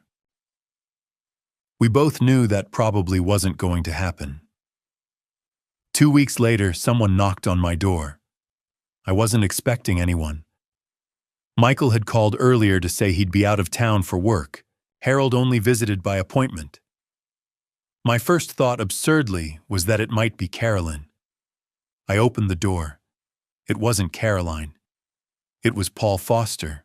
He stood on my porch holding a manila envelope, his expression somber.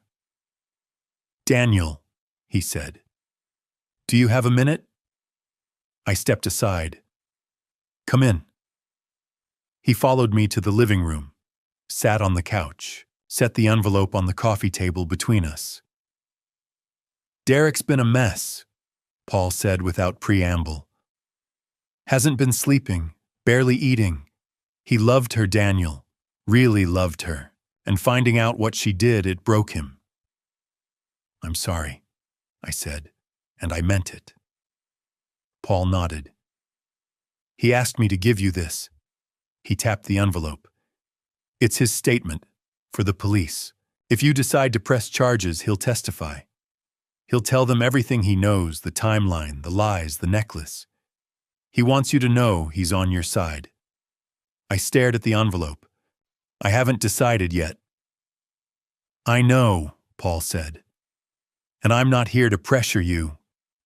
I just wanted you to know Derek wants justice, not for himself, for you, and for Victoria. He stood to leave. At the door, he paused. For what it's worth, Daniel, I think you did the right thing. At the barbecue, confronting her. You gave her a chance to tell the truth, and she chose to double down on lies. That's on her. After he left, I sat alone in the living room, staring at the envelope. Inside was Derek's handwritten statement. 3 pages, detailed, damning. I read it twice, then I put it in a drawer and didn't look at it again. Not yet. Paul Foster showed up on a Saturday morning, 2 weeks after the barbecue, holding 2 cups of coffee. Thought you might need some company, he said when I opened the door. I hadn't been expecting him, hadn't been expecting anyone. But I stepped aside and let him in. We sat on the back porch. The morning was cool, overcast. The kind of gray Portland day that felt like it might rain, but never quite committed. Paul handed me one of the coffees, black, no sugar, exactly how I took it, and sat in the chair across from me. How are you holding up? He asked. I'm fine, I said automatically. Paul gave me a look that said he didn't believe me. That wasn't easy. What you did at the barbecue, confronting her in front of everyone. No, I admitted. It wasn't. He nodded slowly, staring out at the yard. Sharon and I almost ended 10 years ago. Her mother was dying from Alzheimer's. The pressure, it nearly broke us. I learned that family crises either pull you together or tear you apart. Sounds like Caroline chose to break instead of bend. I appreciated that. The understanding. The fact that he wasn't here to judge or pry, just to sit with me in the wreckage. Derek's been asking about you, Paul said after a moment. He feels guilty, like he should have known. Tell him I don't blame him, I said. He's a good kid. He'll be okay. He learned something important, I think. That integrity matters more than keeping the peace. Paul finished his coffee and stood to leave. At the door, he paused. If you need anything, coffee, conversation, help with something, call me. I mean it. Thank you, Paul, I said. That means more than you know. He came back 2 more times over the next month. We didn't talk about Caroline much. Mostly we talked about nothing, work, the Blazers, the weather. But having him there, someone who understood without needing me to explain, made the silence a little less heavy. 7 weeks after the barbecue, Victoria's birthday arrived. October 10th. She would have been 61. Michael and I drove to the overlook at Cannon Beach, the place Victoria had loved where we'd scattered some of her ashes 2 years ago. The ocean stretched out gray and endless waves crashing against the rocks below. I wore the Patek Philippe. It felt right. Michael brought lilies, her favorite. We set them on the stone bench where we used to sit with her watching the sunset. Do you think Mom knows? Michael asked quietly. To what happened if there's an afterlife? I looked at the watch on my wrist. If there is, she knows, and she's furious with Caroline, and proud of us. Michael smiled faintly. Yeah, she would be. We stood in silence for a while, listening to the wind and the waves. I kept my promise, I said aloud, speaking to Victoria like she could hear me. I kept it safe. I got it back. Michael glanced at me, then out at the ocean. She taught me to ride a bike right over there. He pointed to the parking lot behind us. Took her 3 hours. She never lost her patience. Not once. I remembered. Victoria running beside him, one hand on the seat, her laughter when he finally found his balance and pedaled away on his own. She was good at that, I said. Patience. Better than us, Michael said.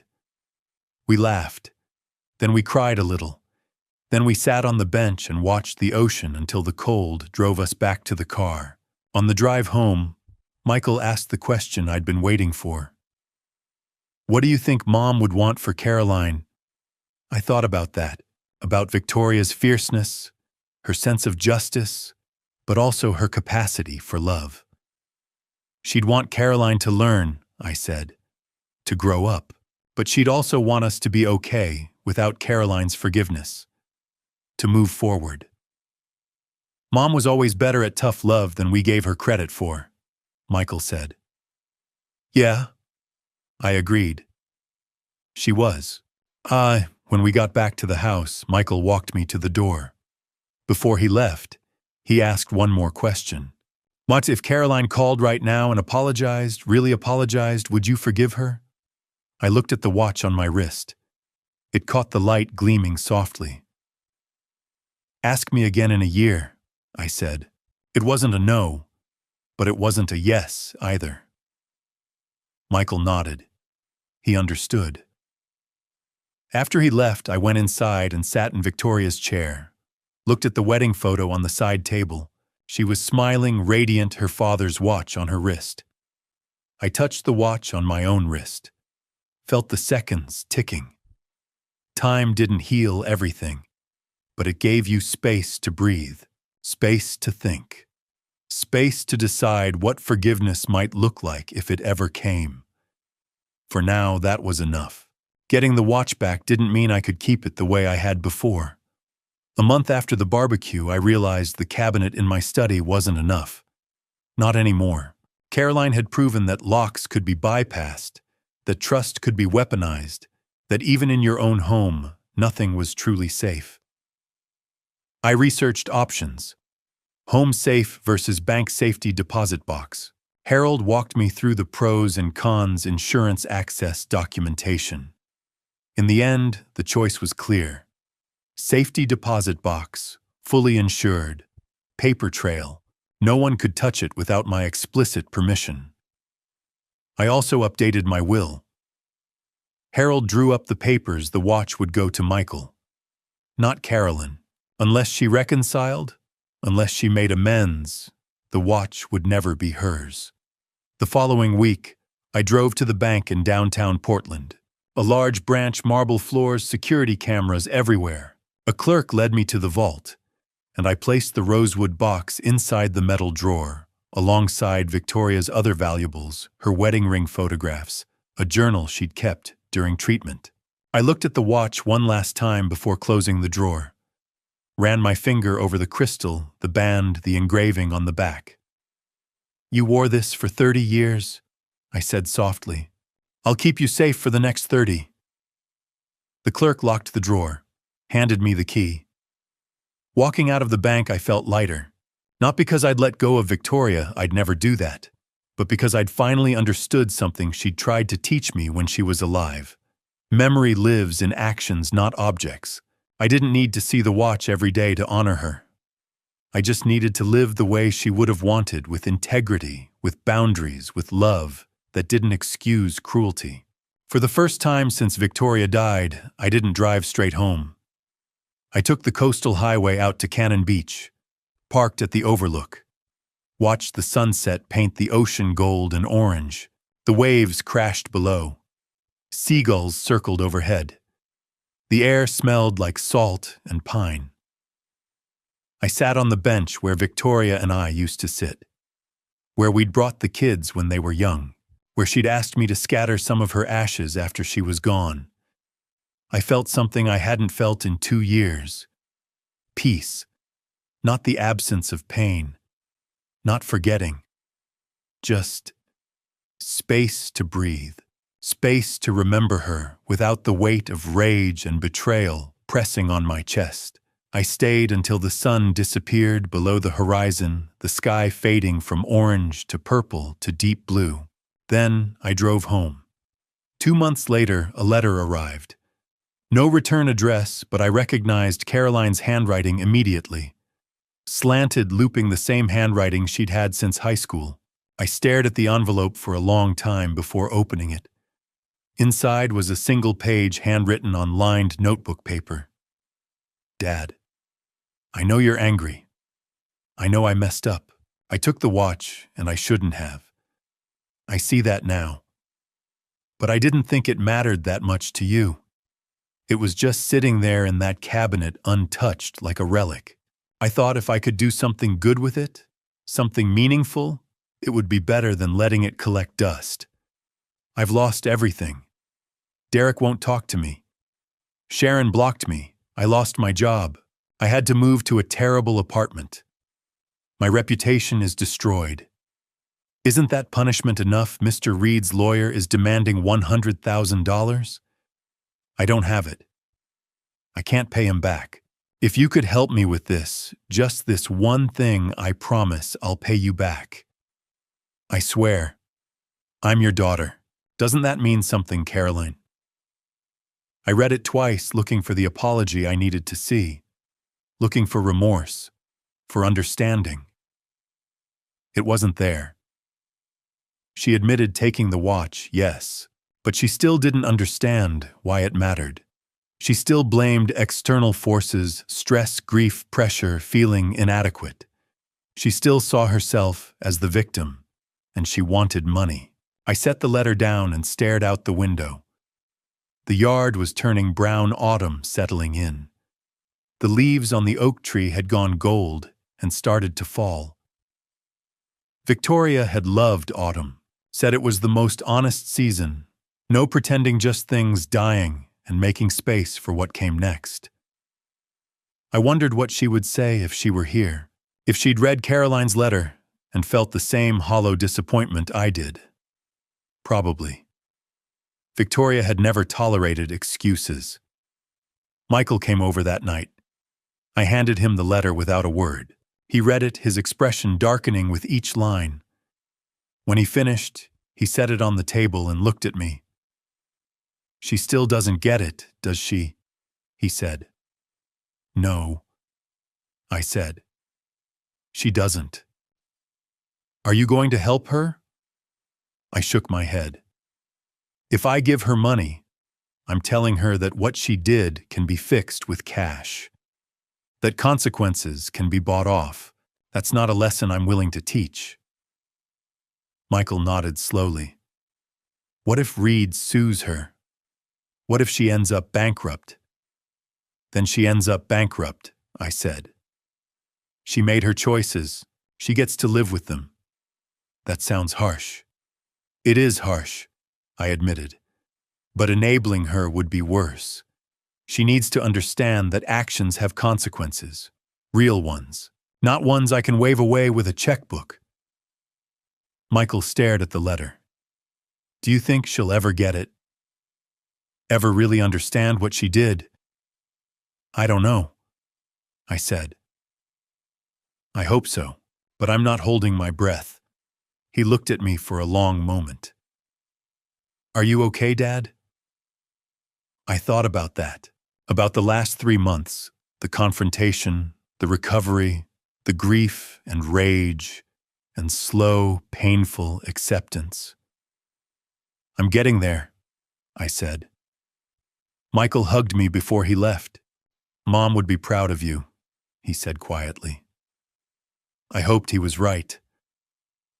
After he left, I sat in Victoria's chair and read Caroline's letter one more time. Then I folded it carefully and put it in a drawer with the other painful memories I wasn't ready to throw away, but couldn't bear to look at. Maybe someday Caroline would understand what she'd really taken from me. Maybe someday she'd see that it wasn't about the watch's value in dollars, but its value in memory, in connection. In the 30 years Victoria had worn it through joy and suffering. But that day wasn't today, and I was learning to be okay with that. 6 months after the barbecue, life looked different. Not better exactly, just different. It was February, cold. Rain instead of snow the way Portland winters always were. I'd fallen into new routines, small ones, the kind that held you together when the big things fell apart. Work was steady.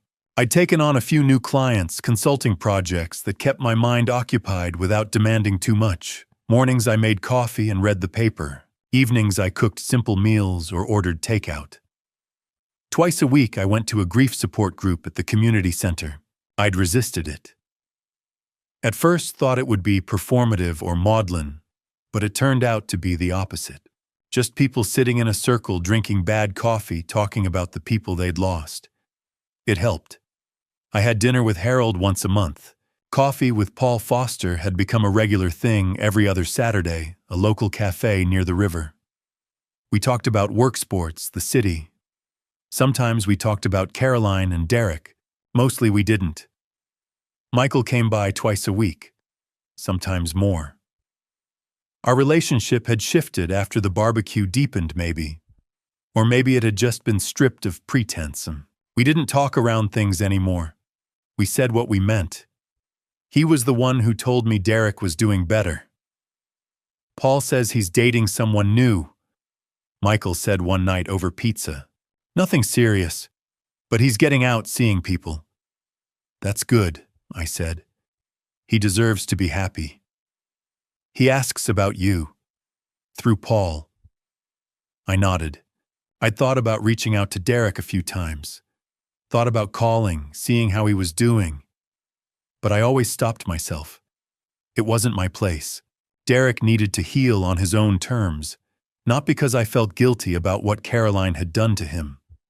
Around the same time, I started going through Victoria's things again. Not everything, not all at once, just sorting. Deciding what to keep, what to donate, what to pass on. Her clothes went to a women's shelter. Her books went to the library. I kept the jewelry, her wedding ring, a necklace. Her mother had given her a bracelet Michael had bought her one Christmas. Someday, maybe those would go to Michael's wife, if he ever had one. I kept the photographs, the journals, the small things that held her voice, her handwriting, her presence. And then I found a journal I'd never read before. It was leather-bound, tucked in the back of her nightstand drawer. Her handwriting on the first page, February to August last year. The last year of her life. I almost didn't open it, almost put it back, told myself I wasn't ready. But I sat down on the edge of the bed and turned to the first entry. Most of it was mundane doctor's appointments, grocery lists, notes about the garden. But halfway through I found an entry dated 6 months before she died. I'm worried about Caroline and Daniel after I'm gone. They're too different. Daniel holds on too tight. Caroline lets go too easily. I hope they find a way to understand each other. I hope Daniel knows that loving her might mean letting her fall sometimes. I read it twice, my throat tight. A few pages later, another entry. Caroline is strong-willed, but she confuses strength with rigidity. She needs to learn that vulnerability isn't weakness, that asking for help isn't failure. I hope she learns this before it's too late. I won't be here forever to smooth the world for her. And then near the end of the journal, an entry about the watch. I told Daniel to keep the watch safe for Caroline. When she's ready, really ready to understand its value, it should belong to her. But not before. Some things you have to earn through maturity, not just time. I closed the journal and sat in silence. Victoria had seen it. Not the specifics maybe, but the potential. She'd known Caroline struggled with emotional depth, with valuing the invisible things, memory, connection, legacy. And in her own way, she'd prepared me for this.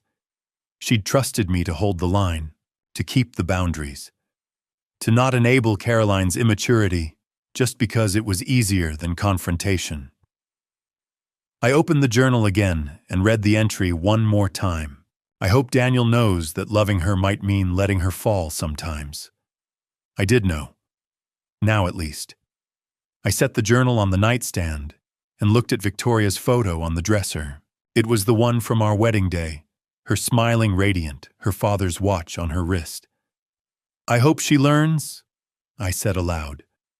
I really do. The room was quiet. The house was quiet.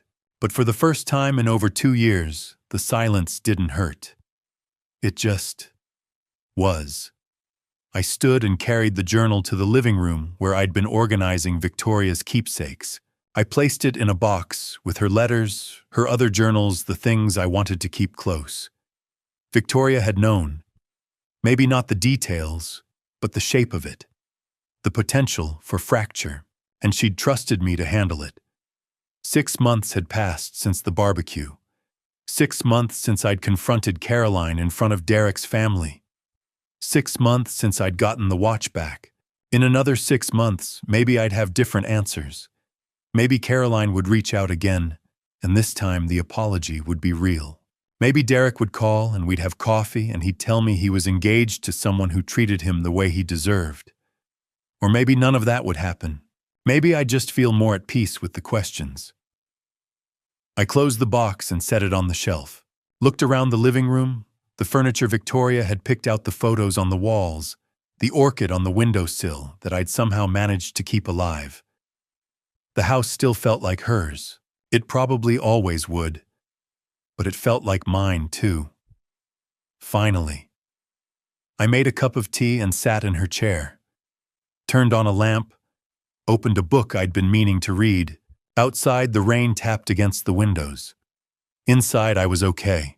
1 year after the barbecue, Michael called with news. "Dad," he said, his voice bright with excitement. "I'm engaged." For a moment, I couldn't speak. Then the joy hit me all at once. "Michael, that's wonderful.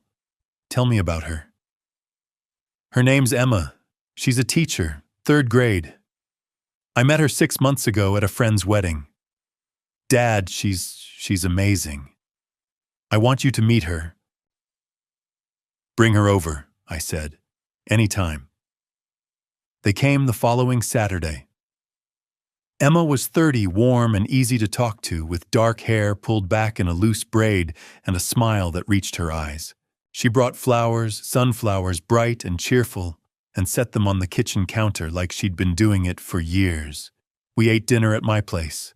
I made pasta, nothing fancy, but Emma complimented everything and asked questions about the house, about Victoria, about the photos on the walls.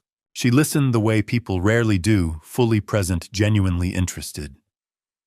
Over dinner, I watched the way she and Michael moved around each other. The small touches, the shared glances, the way she laughed at his jokes, even when they weren't that funny. She reminded me of Victoria. Not in appearance, but in presence, kind, steady, genuine. After we ate, Emma stepped outside to take a phone call from her mother. Michael turned to me, suddenly serious. "Dad, I need to ask you something." "Anything, son?" He hesitated, twisting his napkin in his hands. "I want to give Emma Mom's engagement ring, if you're okay with that." I felt my throat tighten. Victoria's ring, white gold, a single diamond, simple and elegant. She'd worn it for 30 years. I'd put it in the safety deposit box alongside the watch, thinking maybe someday it would go to Caroline. But Caroline wasn't here. Caroline hadn't earned it. Michael had. "Your mother would love that," I said. "She would have loved Emma." Michael's eyes went bright with relief. "You think so?" "I know so," I said. "She has your mother's kindness, her warmth. Victoria would have seen that in 5 minutes." Michael nodded, blinking rapidly. "Thank you, Dad." Emma came back inside, and the 3 of us sat in the living room drinking coffee and talking about wedding plans. She wanted something small, she said. Intimate. Just family and close friends. Michael grinned and said that sounded perfect. I thought about Victoria, about our wedding at Cannon Beach, just 20 people, the ocean crashing behind us as we said our vows. Simple. Perfect. That's how your mother and I did it, I said. Small and meaningful. It's the right way. Emma smiled.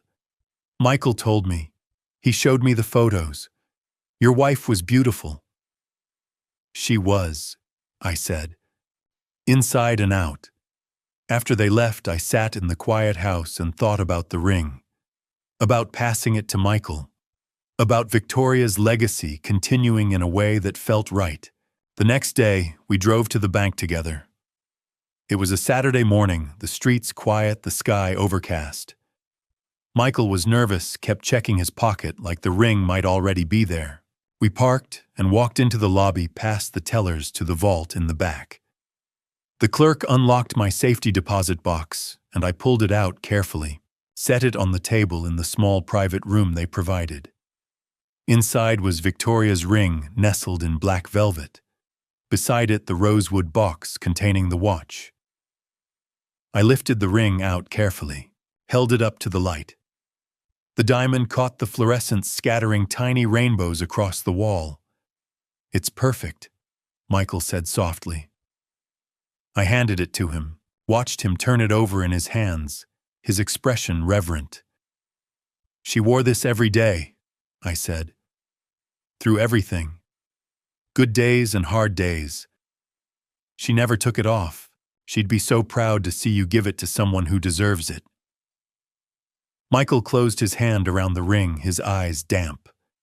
"Thank you, Dad." While we were there, I opened the rosewood box. The watch gleamed up at me, perfect, untouched, exactly as I'd left it. I ran my finger over the crystal, once feeling the cool smoothness of the glass. Then I closed the lid. Still safe, still protected, still waiting for someone who might never be ready. Michael noticed. "The watch," he said quietly. "Yeah. Do you ever think about giving it to her, to Caroline?" I thought about that. About the letter she'd sent, the non-apology, the request for money. About the silence that had followed. "When she's ready," I said.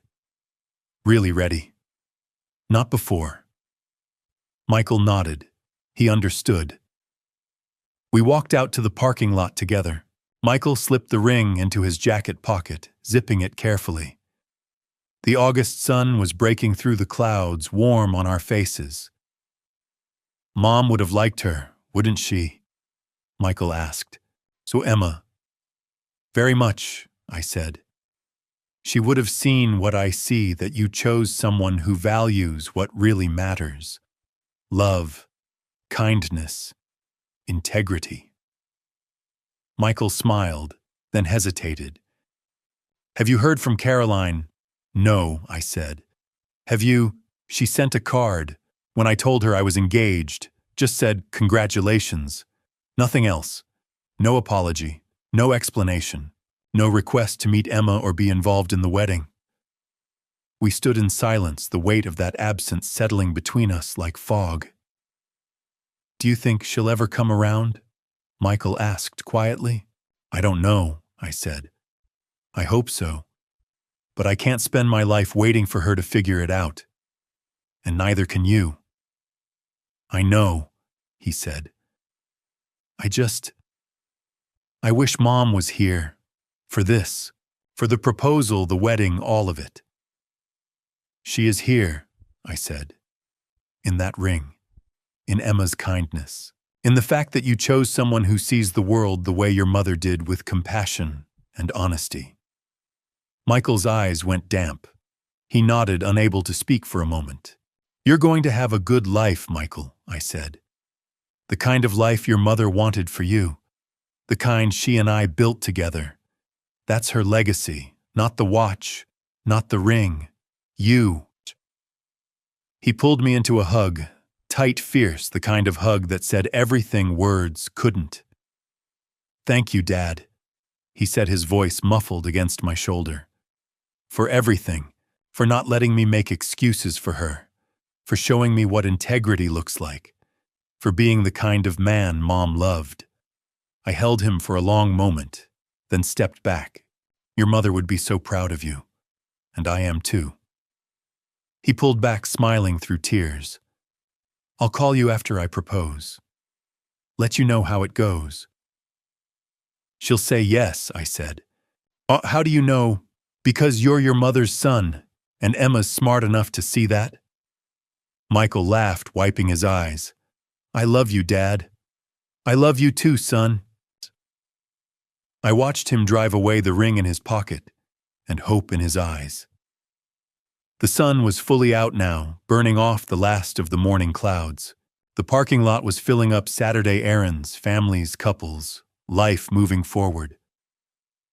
1 year ago, I'd lost a daughter, but I'd kept a son, and I'd kept Victoria's memory intact, not locked away in a vault, but alive in the way Michael lived, in the choices he made, in the woman he'd chosen to marry. Sometimes that was the best you could do. I drove home slowly, windows down, taking the long way along the river. The city was alive, runners on the waterfront, kayakers on the water street, musicians on the corners. When I got home, the sunflowers Emma had brought were still on the counter, bright against the gray afternoon light filtering through the windows.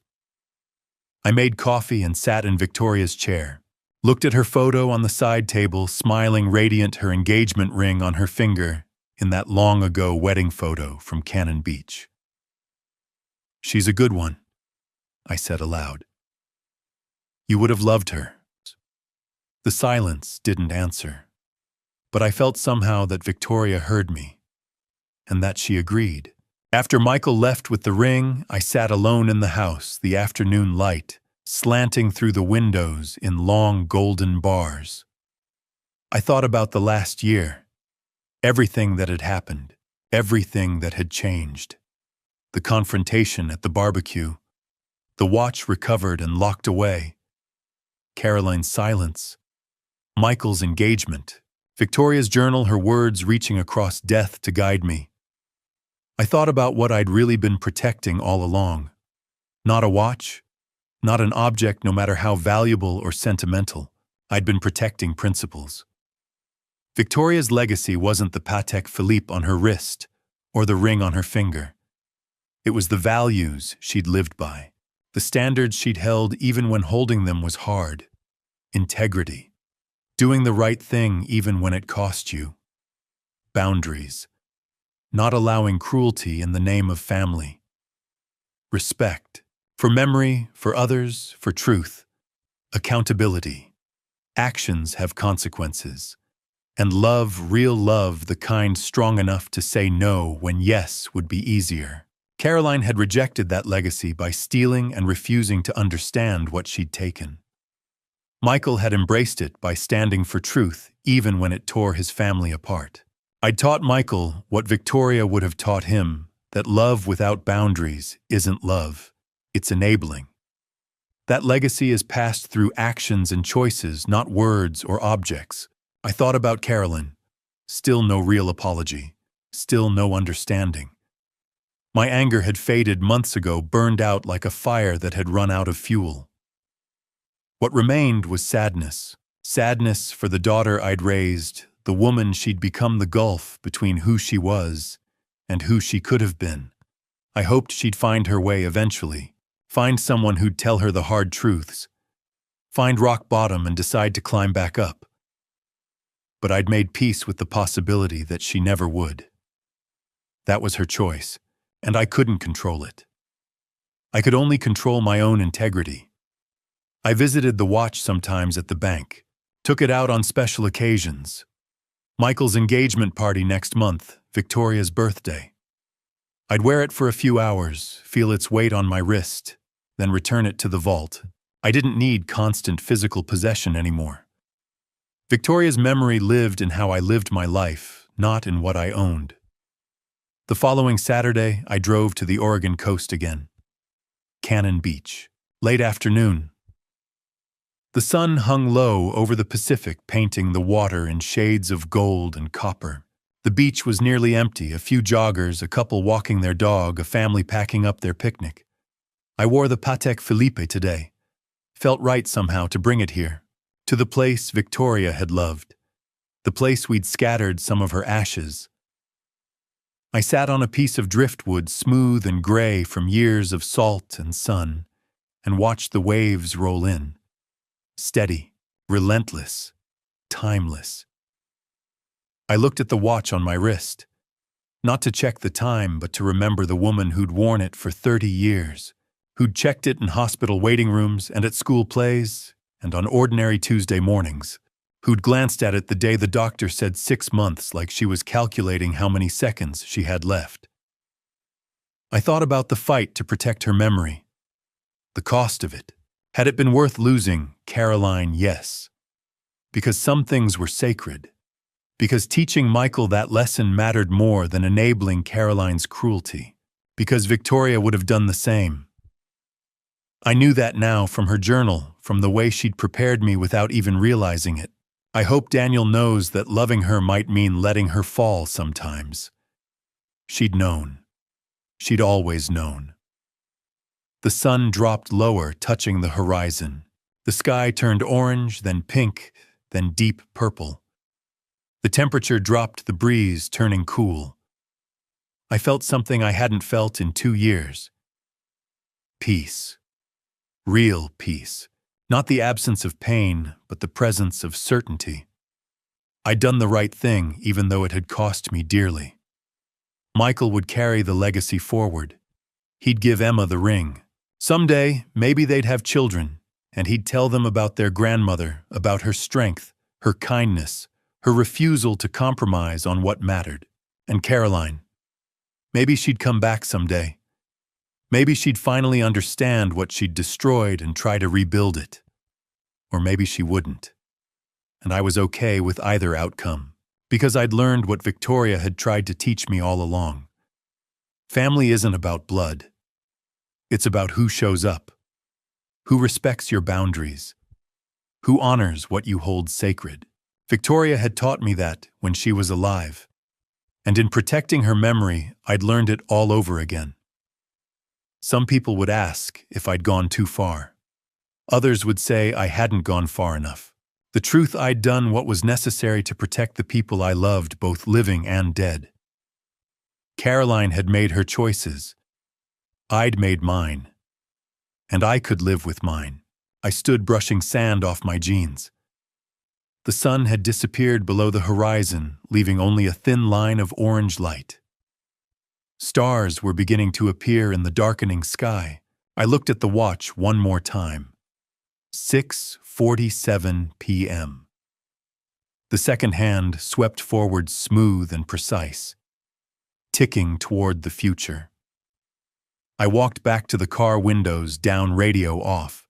Drove home through the twilight, past the river and the bridges and the city lights beginning to glow.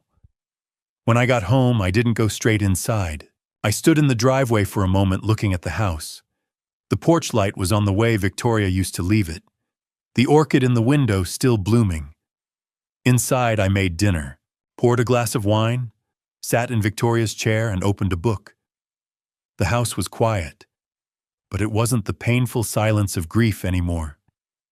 It was just quiet, peaceful, home. I thought about posting the story online, about asking people what they would have done in my place, about starting a conversation on boundaries, family, legacy, the things we owe the dead. Maybe I would. Maybe someone needed to hear it. Maybe someone was sitting in their own version of my living room, wondering if they were wrong to hold the line, to say no, to protect what mattered, even when it meant losing someone they loved. Maybe they needed to know they weren't alone. What would you do if you were me? Would you have confronted Caroline publicly? Would you have pressed charges? Would you have forgiven her by now? Let me know in the comments. And if this story made you think about family, about boundaries, about what we owe the people we've lost, subscribe.